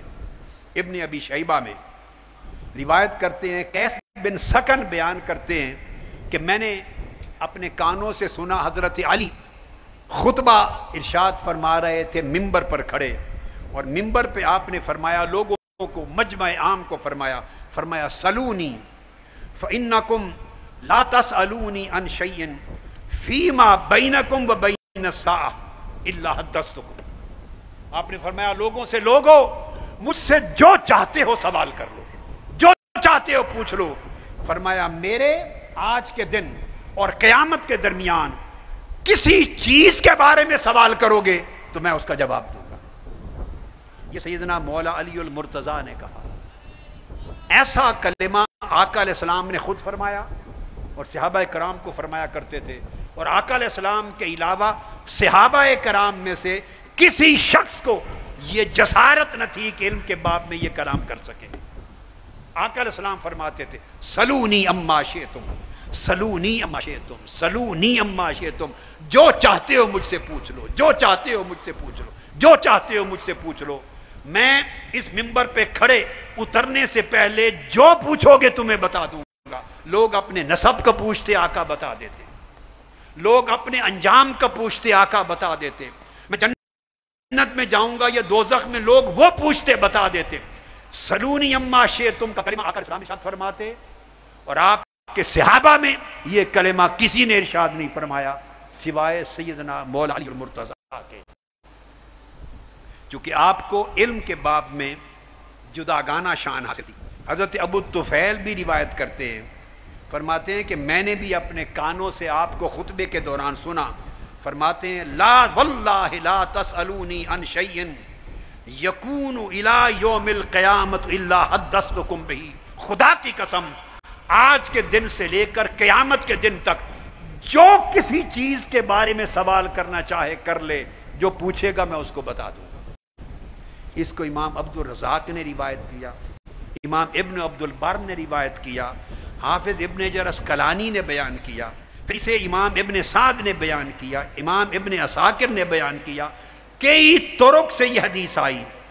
آپ یہ بھی فرمایا کرتے سلونی عن کتاب اللہ، کتاب اللہ فإنہ لیس من آیت الا وقد عرفت بلیل نزلت ام بالنہار فی سہل ام فی جبل، جو چاہو مجھ سے سوال کر لو، اور قرآن کی جس آیت کی نسبت پوچھ لو، جس آیت کا پوچھو گے تمہیں بتا دوں گا کہ دن کے وقت نازل ہوئی یا رات کے وقت، میدان میں نازل ہوئی یا پہاڑوں کی چوٹی پر نازل ہوئی۔ یعنی یہ آپ کے علم کا عالم تھا۔ پھر آپ اسے مروی ہے، آپ نے یہ بھی فرمایا ایک بڑی عجیب کلمہ، فرمایا سلونی قبل ان تفقدونی، سلونی ان طرق السماء فانی اعرف بها من طرق الارض، فرمایا لوگوں میرے دنیا سے اٹھ جانے، چلے جانے سے پہلے جو جو پوچھنا چاہتے ہو مجھ سے پوچھ لو۔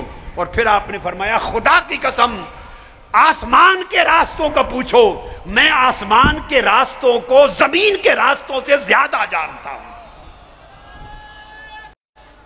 سبحان اللہ، سبحان اللہ، سبحان اللہ۔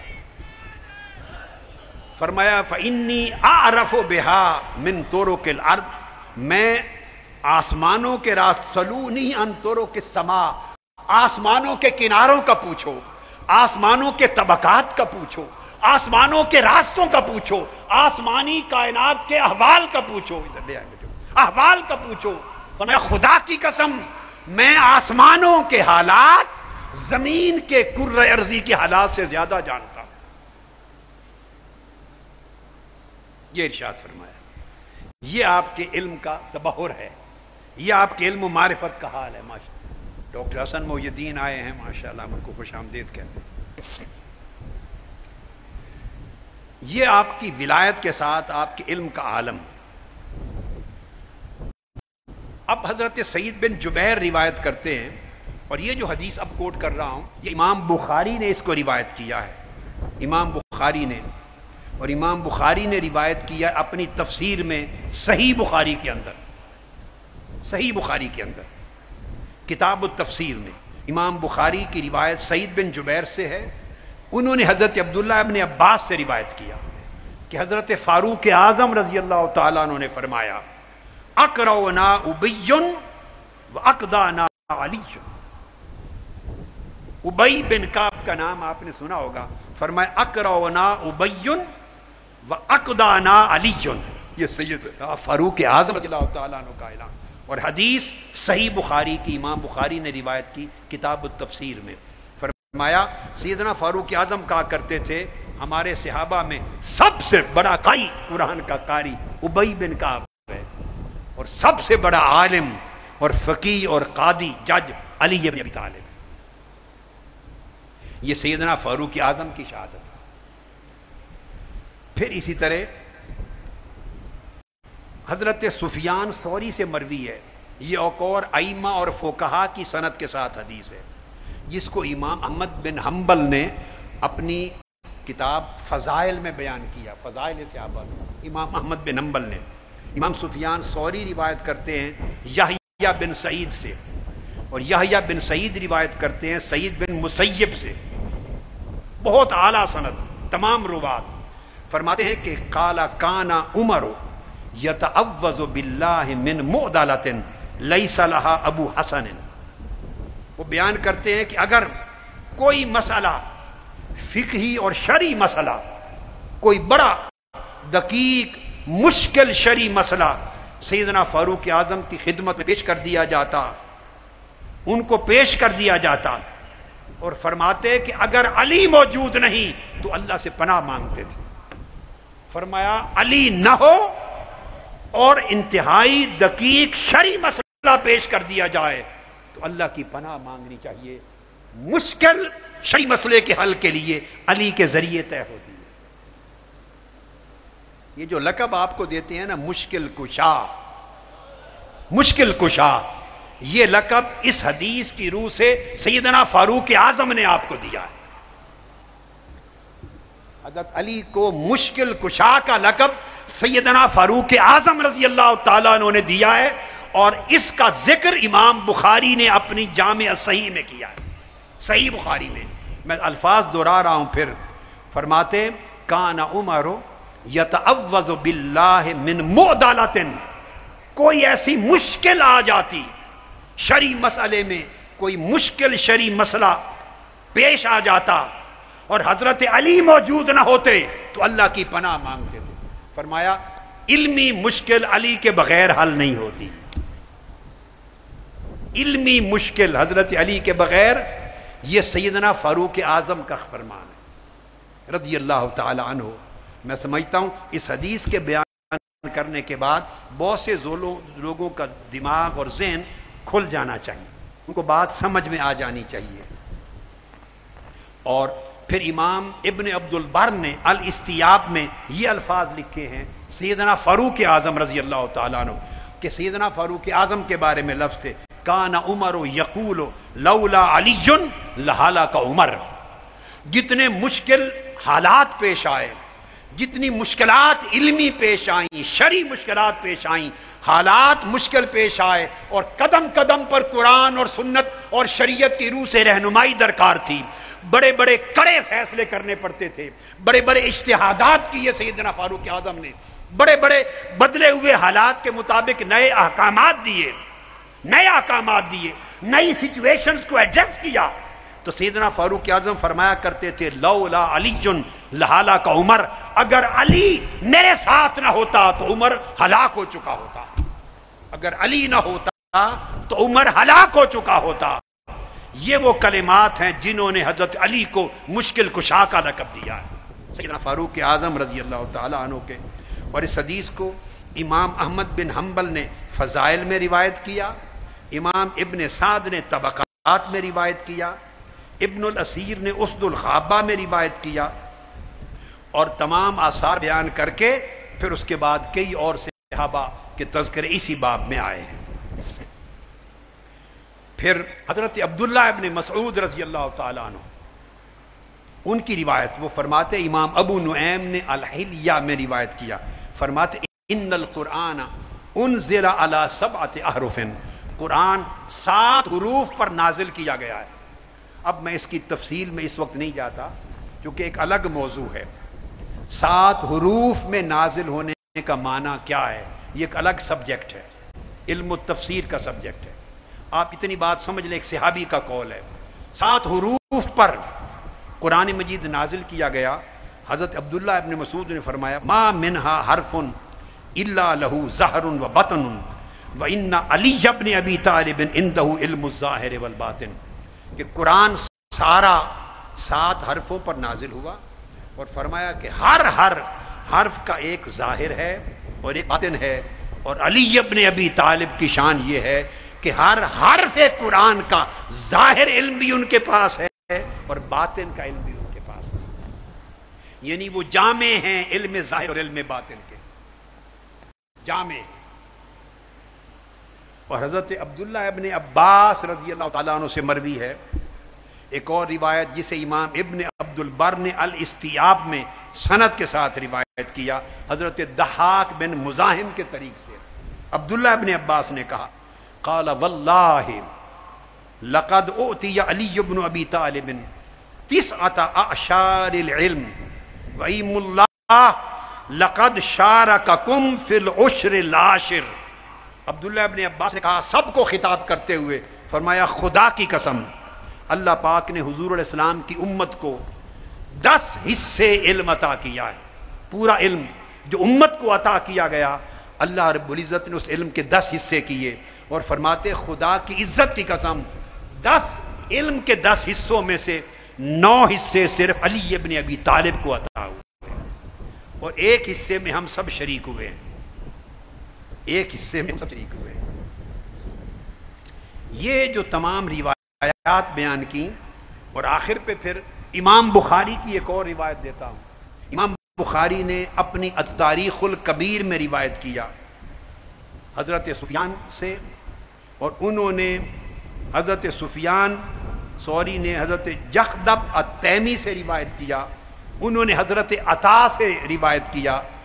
انہوں نے حضرت ام المومنین عائشہ صدیقہ رضی اللہ تعالی عنہ سے. آپ فرماتی علی اعلم الناس بسنہ. یہ ام المومنین حضرت سیدہ عائشہ صدیقہ رضی اللہ تعالی عنہ کا ارشاد فرماتے ہیں کہ پوری امت میں سنت مصطفیٰ کا علم جو علی کے پاس ہے ان جیسا عالم سنت امت مصطفیٰ میں کوئی نہیں. اعلم الناس بالسنہ. یہ حضرت ام المومنین عائشہ صدیقہ رضی اللہ تعالی عنہ کا ارشاد. اب یہی گواہی جو میں نے آپ کو دی یہ سعید بن مسیب نے بھی دی ہے, یہ عطا بن ابی رباح نے بھی دی ہے, یہ امام حسن البصری نے بھی دی ہے, یہ مغیرہ بن مقسم نے بھی دی ہے, درار بن دمرہ نے دی ہے, اور اس طرح بہت ساری اسانید اور طرق کے ساتھ پھر یہ حدیث جو آقا علیہ السلام کی میں نے سنائی کہ میں علم کا شہر ہوں اور علی اس کا دروازہ ہے, جسے میرے شہر علم میں داخل ہونا ہے وہ علی کے دروازے سے آئے. تو یہ بہت سارے طرق کے ساتھ. تو صرف اس حدیث پر بھی میں نے ایک کتاب لکھی ہے اللہ رب العزت کی توفیق کے ساتھ حدیث نعمت کے طور پہ. یہ علماء کے لیے اور طالبان علم کے لیے میں منشن کر رہا ہوں. کسی کو تفصیل سے اس کے پڑھنے کا شوق ہو تو یہ کتاب ہے میری باب مدینہ علم. عربی میں اس کا نام ہے القول القیم فی باب مدینہ العلم. اس میں منی شر و بس کے ساتھ اس کے طرق اسانید پر بحث کی ہے اور علوم الحدیث کی روشنی میں. تو یہ بھی الکفایہ کی طرح مطالعہ کرنے والی ہے. یہ تو سیدنا علی المرتضیٰ کے حوالے سے آپ کی کچھ خصوصیتیں اور فضیلتیں بیان کر دیں. اب اس میں ایک دو احادیث اجتماعی طور پہ لے لیتے ہیں. اور آپ کا ایک شرف یہ ہے کہ آقا علیہ السلام نے آپ کو اہل بیت میں شامل فرمایا, اپنی اہل بیت اطہار میں شامل کیا. اور صحیح مسلم کی حدیث ہے اور حضرت ام المومنین عائشہ صدیقہ رضی اللہ تعالیٰ عنہ اس حدیث کی راوی ہیں. آپ فرماتی ہیں کہ ایک دن آقا علیہ السلام کالی کملی پہن کے تشریف لائے اور تشریف فرما ہوئے. اتنے میں حسن مجتبیٰ امام حضرت حسن وہ دوڑے دوڑے آئے. آپ نے انہیں اپنی کملی کے اندر داخل کر لیا. پھر امام حسین وہ تشریف لے آئے, وہ آ گئے تو وہ بھی اندر کملی میں آ گئے. پھر اتنے میں سیدہ فاطمہ الزہرا آ گئیں, ان کو بھی کملی میں داخل کر لیا. پھر علی مرتضیٰ آ گئے, ان کو بھی کملی میں داخل کر لیا. آقا علیہ السلام نے اپنی کملی کے اندر چاروں کو داخل کر کے ثم قال انما يريد الله ليذهب عنكم الرجس اهل البيت ويطهركم تطهيرا. پھر یہ آیت پڑھی کہ اللہ پاک اے اہل بیت تمہیں ہر قسم کے رجس سے پاک کر دینا چاہتا ہے. تو اطلاق کیا کہ میری اہل بیت میں یہ ہے. اور دوسری حدیث وہ بھی صحیح مسلم کی ہے. یہ بھی ایک میری کتاب ہے. اب اللہ کا شکر ہے یعنی 90% میں جب گفتگو کرتا ہوں تو اپنی کتابوں سے ہی کرتا ہوں. یہ اللہ کی نعمت ہے, اس کا احسان. یہ کتاب ہے میری فضائل علی و فاطمہ والحسنین ما رول بخاری و مسلم فی صحیحین، اس کتاب میں نے صرف ان احادیث کو جمع کیا ہے جو مولا علی شیر خدا، حسنین کریمین اور سیدہ فاطمۃ الزہرا ان کی شان میں آئی ہیں، مگر فقط بخاری اور مسلم میں روایت ہوئی، صرف صحیحین بخاری اور مسلم کی۔ یہ 40 کی کتاب ہے، اس میں سے ایک دو حدیث کوٹ کرتا ہوں، پھر تعلیمات کے حصے پر آ جاتے ہیں۔ غزوہ تبوک پہ آقا علیہ السلام تشریف لے جانے لگے، اور یہ حدیث بھی صحیح مسلم کی ہے۔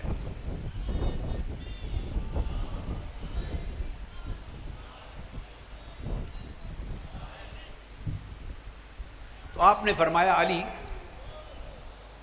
تم ادھر ہی رہو۔ آپ نے حضرت علی کو پیچھے مدینہ طیبہ کی حفاظت کے لیے چھوڑا۔ آپ کے دل میں خیال گزرا کہ پیچھے تو صرف عورتیں اور بچے رہ گئے ہیں، تو مجھے عورتوں اور بچوں کے ساتھ چھوڑے جا رہے ہیں جہاد پر، غزوہ تبوک پر ساتھ لے جانے کی بجائے۔ اس موقع پر آقا علیہ السلام نے ارشاد فرمایا، فقال له رسول اللہ صلی اللہ علیہ وسلم، جب انہوں نے اظہار کیا آقا علیہ السلام عورتوں اور بچوں کے ساتھ مجھے چھوڑ کے جا رہے ہیں، تو آقا نے جواب دیا، اما ترضى ان تکون منی بمنزلۃ ہارون من موسیٰ، اے علی کیا تو اس بات پہ خوش نہیں ہے کہ تیرا درجہ اور مرتبہ میرے ساتھ، تیرا رشتہ میرے ساتھ ویسا ہی ہو جو حضرت ہارون کا حضرت موسیٰ کے ساتھ تھا؟ الا انہ لا نبوۃ بعدی، صرف اس فرق کے ساتھ کہ حضرت ہارون موسیٰ علیہ السلام کے بعد نبی ہوئے، مگر میرے بعد نبی کوئی نہیں ہوگا۔ تم نبی نہیں ہوگے، مگر جو رشتہ ہارون کا موسیٰ کے ساتھ تھا تمہیں وہ رشتہ اپنی ذات کے ساتھ عطا کرتا ہوں۔ اس حدیث کو حضرت سعد بن ابی وقاص رضی اللہ تعالیٰ عنہ روایت کیا۔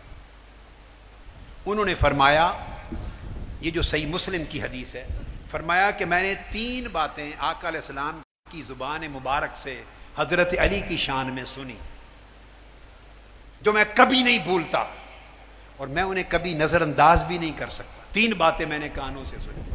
ایک یہ کہ آقا علیہ السلام نے فرمایا، علی تیرا مجھ سے وہی رشتہ ہے جو ہارون کا موسیٰ کے ساتھ تھا، سوائے اس کے کہ میرے بعد نبی کوئی نہیں ہوگا، تمہیں نبوت نہیں ملے۔ فرمایا دوسری بات جو میں نے آپ سے سنی وہ غزوہ خیبر کے موقع پر، یہ غزوہ تبوک پر جانے سے پہلے ارشاد فرمایا۔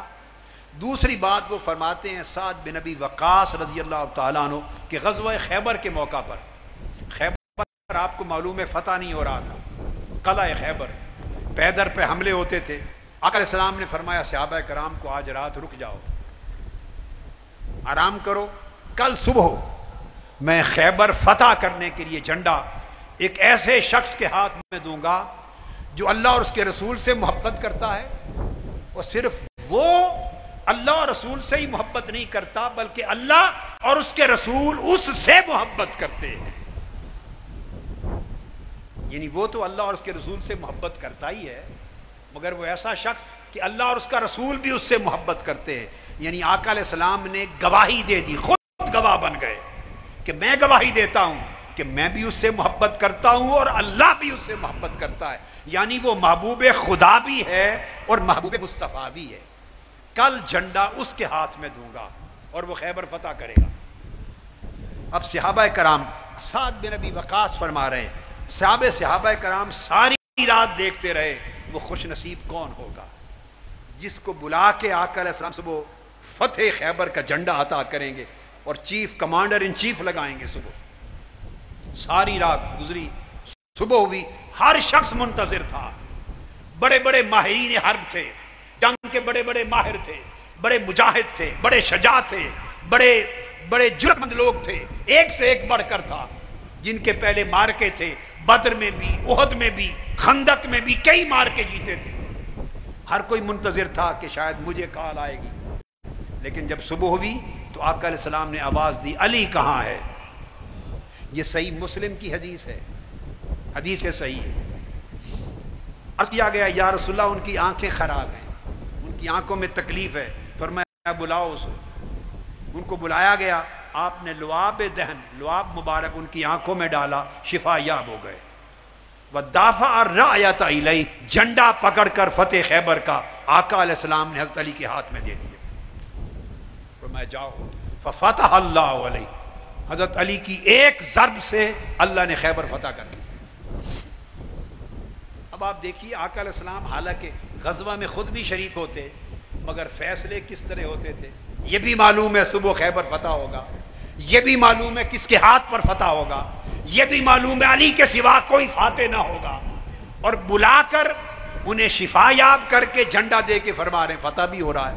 یعنی نظام ہے، عالم تدبیر کا حصہ بھی ہے اور تقدیر ہاتھ میں بھی ہے، یعنی ظاہر میں تدبیر کا حصہ ہے اور باطن میں تقدیر کے مالک۔ یہ ہے شان نبوت آقا علیہ السلام کی۔ تو بتایا کہ یہ دوسرا موقع میں نے آقا علیہ السلام کی زبان اقدس سے حضرت علی کے بارے میں سنا، اور حضرت سعد بن ابی وقاص فرماتے ہیں تیسرا موقع تب آیا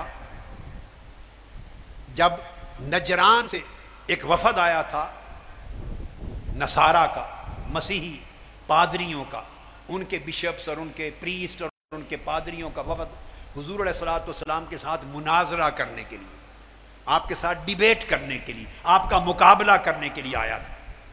خیر مناظرہ مباہلہ میں بدل گیا، مناظرہ تو نہیں کر سکے، تو بات یہاں تک آ کے پہنچی کہ آقا علیہ السلام نے کہا کہ تم بھی آ جاؤ، میں بھی آ جاتا ہوں، تم اپنی جانوں کو لے آؤ، میں اپنی جانوں کو لے آتا ہوں، تم اپنی بیبیوں کو لے آؤ، میں اپنی بیبیوں کو لاتا ہوں، تم اپنی اولاد کو لاؤ، میں اپنی اولاد کو لاتا ہوں، اور مل کر ایک دوسرے کے خلاف دعا کرتے ہیں۔ تو سچا کون ہے اور جھوٹا کون ہے ایک لمحے میں حقیقت کھل جائے گی۔ جب آپ نے یہ فرمایا اس موقع پر قرآن مجید کی آیت نازل ہوئی، سورہ آل عمران کی آیت نمبر 61۔ اللہ رب العزت نے پیغام بھیجا جبرائیل امین کے ذریعے، میرے محبوب یہ کہیں ان کو، ان سے مباہلہ کریں، یہ بھاگ جائیں گے۔ تو قرآن مجید کی آیت وارد ہوئی، آپ نے فرمایا فقل، اللہ پاک نے فرمایا میرے حبیب ان سے فرما دیں تعالوا ندعو ابناءنا وابناءکم وانفسنا وانفسکم ونساءنا ونساءکم، آؤ آ جاؤ، ہم اپنے بیٹوں کو بلاتے ہیں، تم بھی اپنے بیٹوں کو لاؤ، ہم اپنی جانوں کو لاتے ہیں، تم بھی اپنی جانوں کو لاؤ، ہم اپنی ازواج بیبیوں کو لاتے ہیں، تم بھی اپنی بیبیوں کو لاؤ، اور آ کے دعا کرتے ہیں۔ یہ فرما کے اب 3 لفظ بولے، اپنی جانوں کو لاتے ہیں، انفسنا وانفسکم، جب کہا اپنی جان کو لاتے ہیں آپ نے حضرت علی کو بلا لیا اور حضرت علی کو ہاتھ پکڑ لیا اپنے ساتھ، فرمایا یہ میری جان ہے،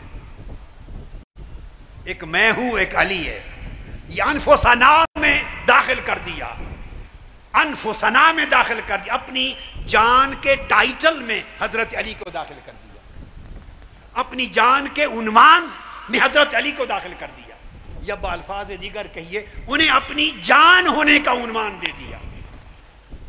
اور پھر جب فرمایا ابناءنا وابناءکم، اپنے بیٹوں کو بلاتے ہیں، تم بھی بیٹوں کو بلاؤ، حسن اور حسین کے ہاتھ پکڑ لیے، ان کو آگے کھڑا کر لیا۔ تو یہ قرآن کی آیت سے حسن اور حسین تاجدار کائنات کے بیٹے ہیں، اس لیے نسل مصطفیٰ کی آپ سے چلی ہے، تو آپ کا نسب قرآن سے ثابت ہے۔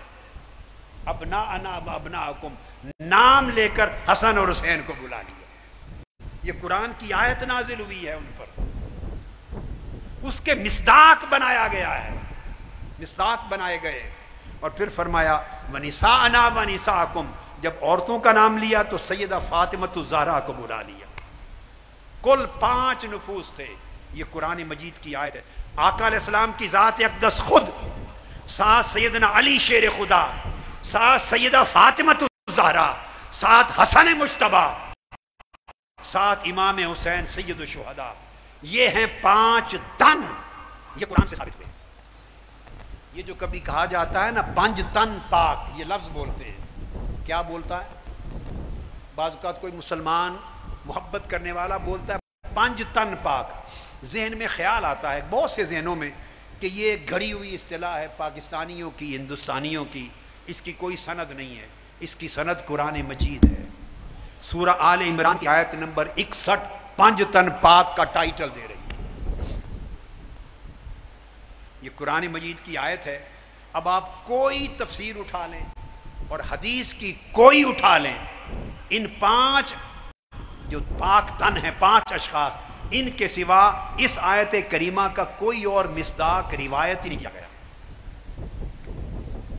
کوئی اور روایت، یہ ایک واقعہ ہے نجران کے مسیحیوں کا، مباہلہ کا واقعہ ہے، اس کو آیت مباہلہ کہتے ہیں. اور قرآن کے الفاظ ہیں ندعو ابناءنا و ابناءکم و نساءنا و نساءکم و انفسنا و انفسکم.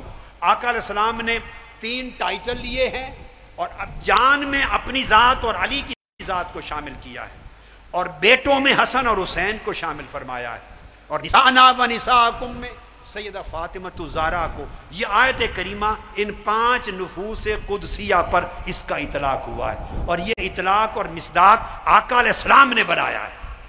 تو یہ تصور ان 5 نفوس کے مقدس اور پاک ہونے کا قرآن مجید کی آیت 61 سورہ آل عمران کی آیت نمبر 61 سے.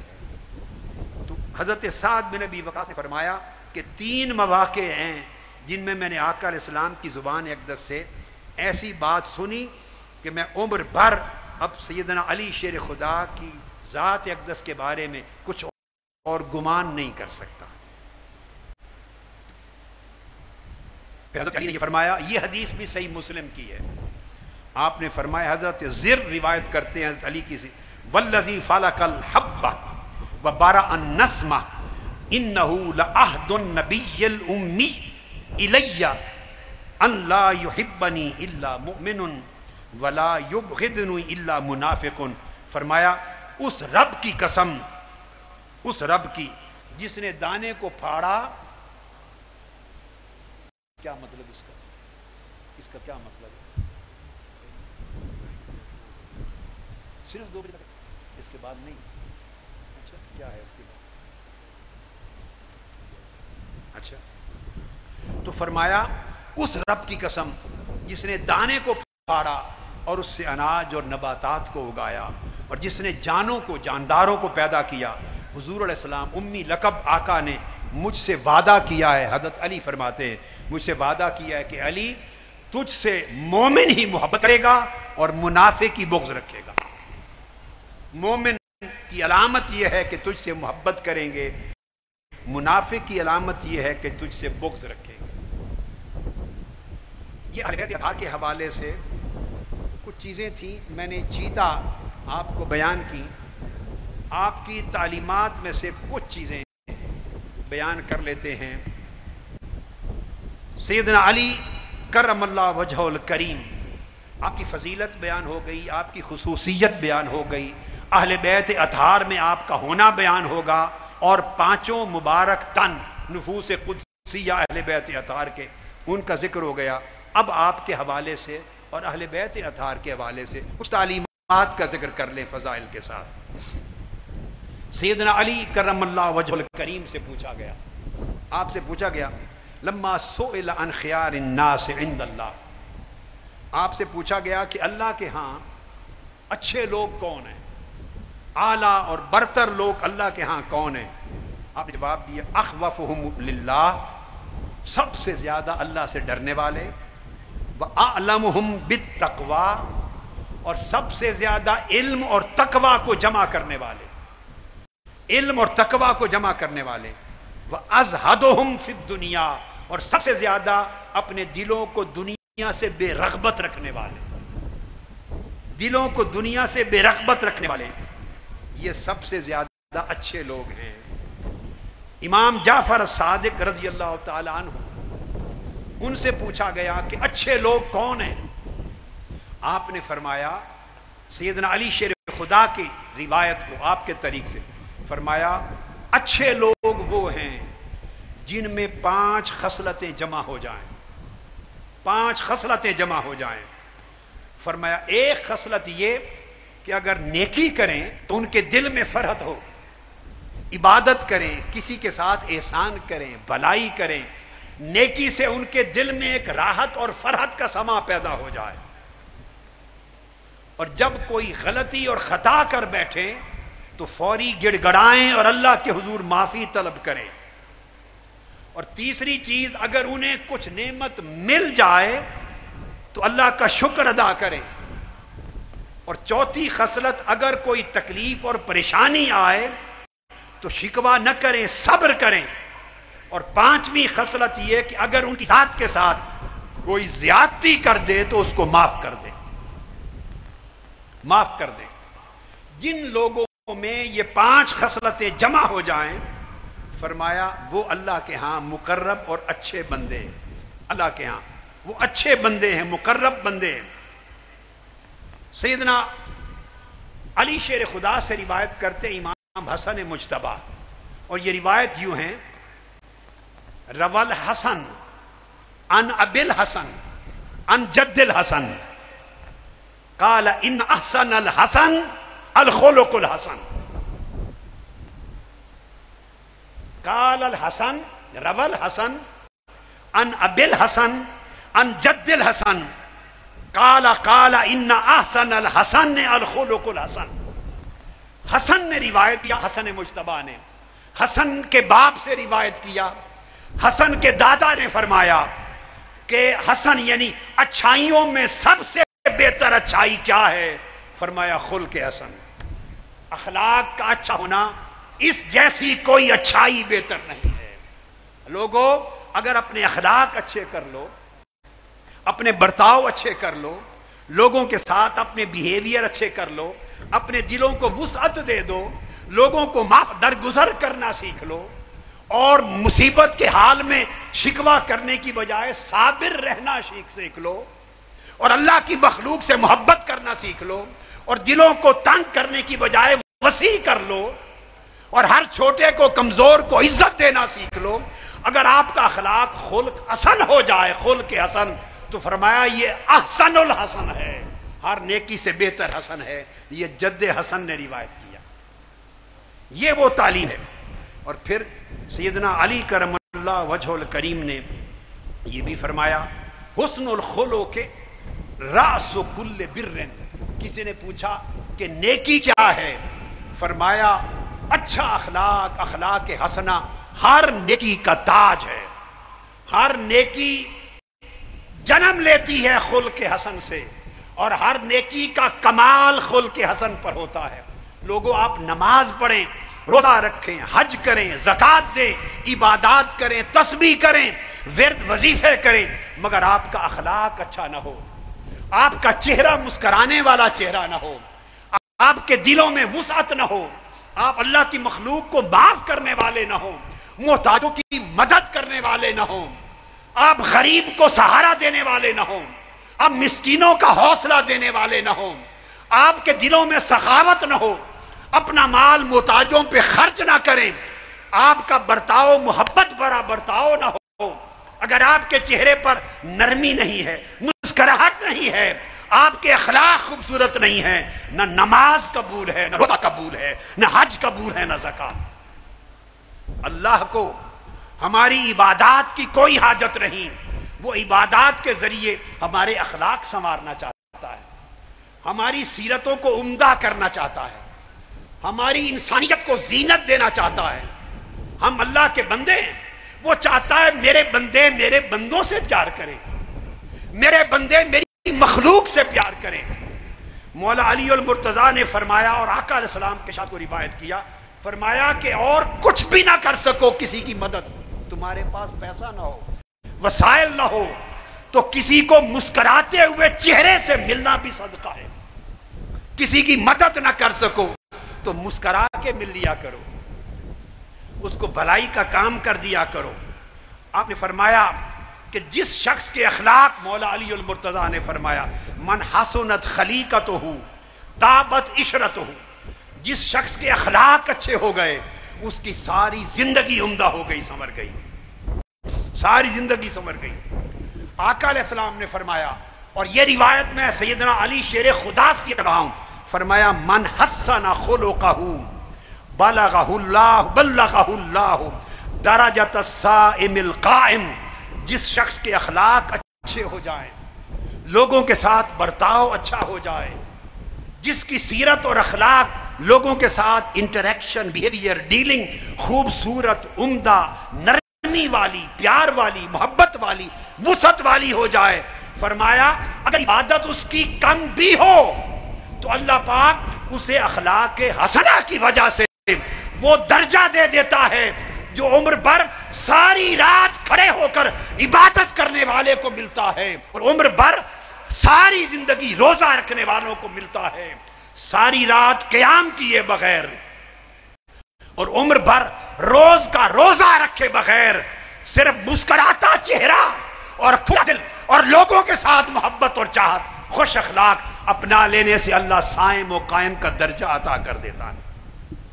اور آقا علیہ السلام نے یہ بھی فرمایا، اور حضور علیہ الصلوۃ والسلام کی روایت فرمایا، ان العبد لیبلغ بحسن الخلق عظیم درجات الآخرہ وشرف المنازل وانہ لضعیف العبادہ، کہ ایک شخص کے اخلاق اچھے، یہ 10 دن تربیت ہوگی. آج تو مولا علی شیر خدا اور اہل بیت اطہار کا پیغام دے رہا ہوں، کل سے یہ موضوع مستقل طور پہ شروع ہو جائے گا.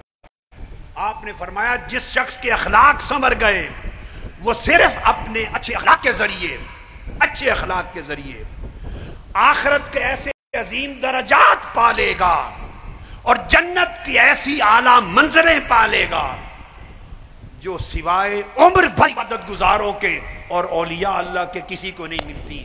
وہ رتبے مل جائیں گے جو اللہ پاک اولیاء کو عطا کرتا ہے.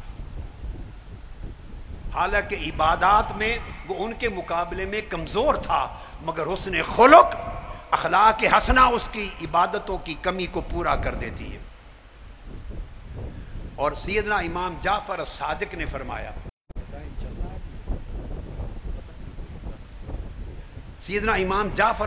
فرمایا، ان اللہ تبارک و تعالی لیؤتی العبد من الثواب علی حسن الخلق کما یؤتی المجاہد فی سبیل اللہ یغدو علیہ ویرد. فرمایا اللہ پاک حسن اخلاق رکھنے والے شخص کو اتنا ثواب دیتا ہے، اتنا اجر دیتا ہے، اتنا عطا کرتا ہے جو میدان جنگ میں جہاد کرنے والے کو صبح و شام تلوار چلا کر جہاد کے بغیر نہیں ملتا.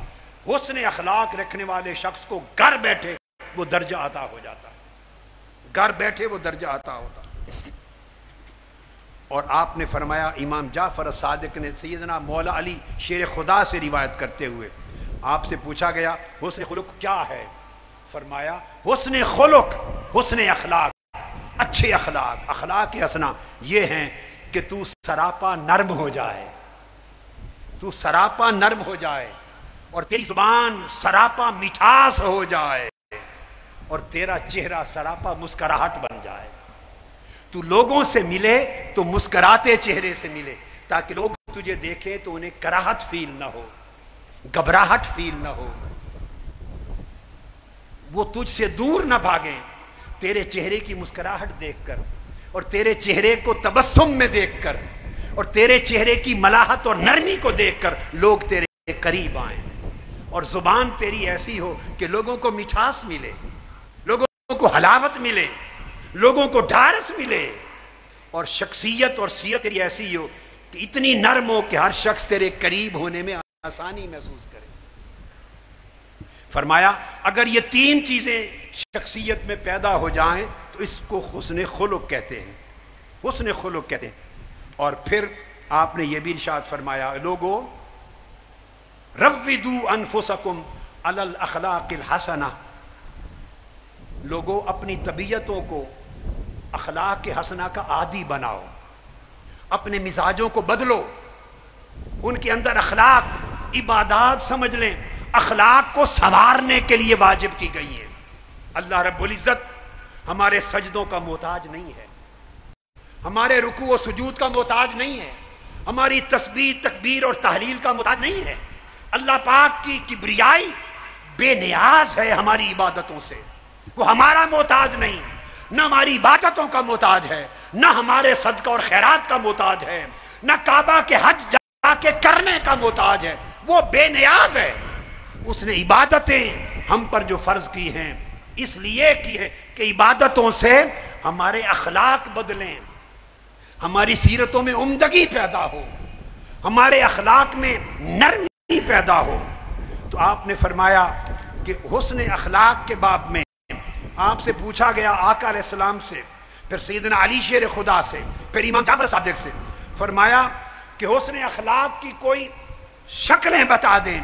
فرمایا حسن اخلاق ان چیزوں کا نام ہے: بندے اللہ پر تیرا یقین ہو، کم بھی ملے تو قناعت ہو، حالات پریشان کن ہو تو صبر ہو، اللہ کی نعمت ملے تو شکر ہو، اگر کوئی اذیت اور تکلیف کی بات آ جائے، کوئی تمہیں پریشان کرے، دکھ پہنچائے، تو حلم اور بردباری اور برداشت ہو، لوگوں سے ملاقات، رابطہ، تعلق ہو تو حسن خلق ہو، زیادہ ہو یا تھوڑا، بھوک بھی ہو تو نفس میں، دل میں سخاوت ہو، بولیں تو سچ بولیں، امانت ہو تو ادا کریں، خونی رشتہ دار ہوں تو ان کو جوڑیں، ان پر احسان کریں، مہمان آئے تو اس کی عزت کریں، کوئی مانگے تو اسے کھانا کھلائیں، کوئی تمہارے لیے نیک عمل کرے تو نیک بدلہ دیں، پڑوسی کے لیے نرم رہیں اور اپنے ہر ساتھی کے لیے فراخ دل رہیں.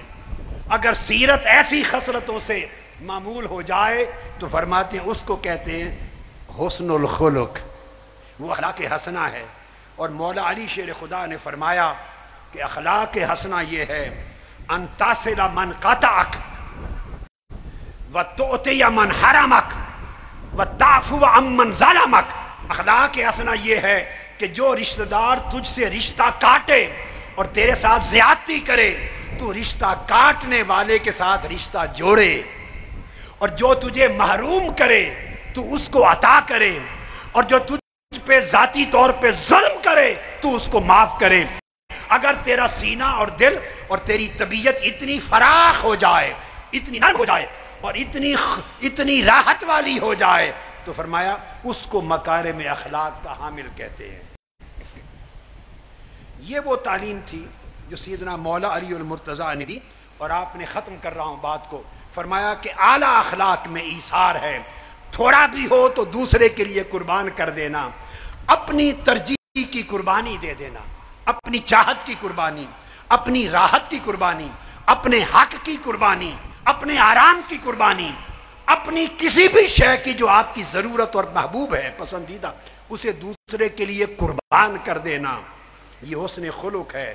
فرمایا حرام چیزوں سے زندگی کو بچائے رکھنا حسن خلق ہے. دل اور نفس اور ہاتھ ہر چیز کو سخی رکھنا حسن خلق ہے.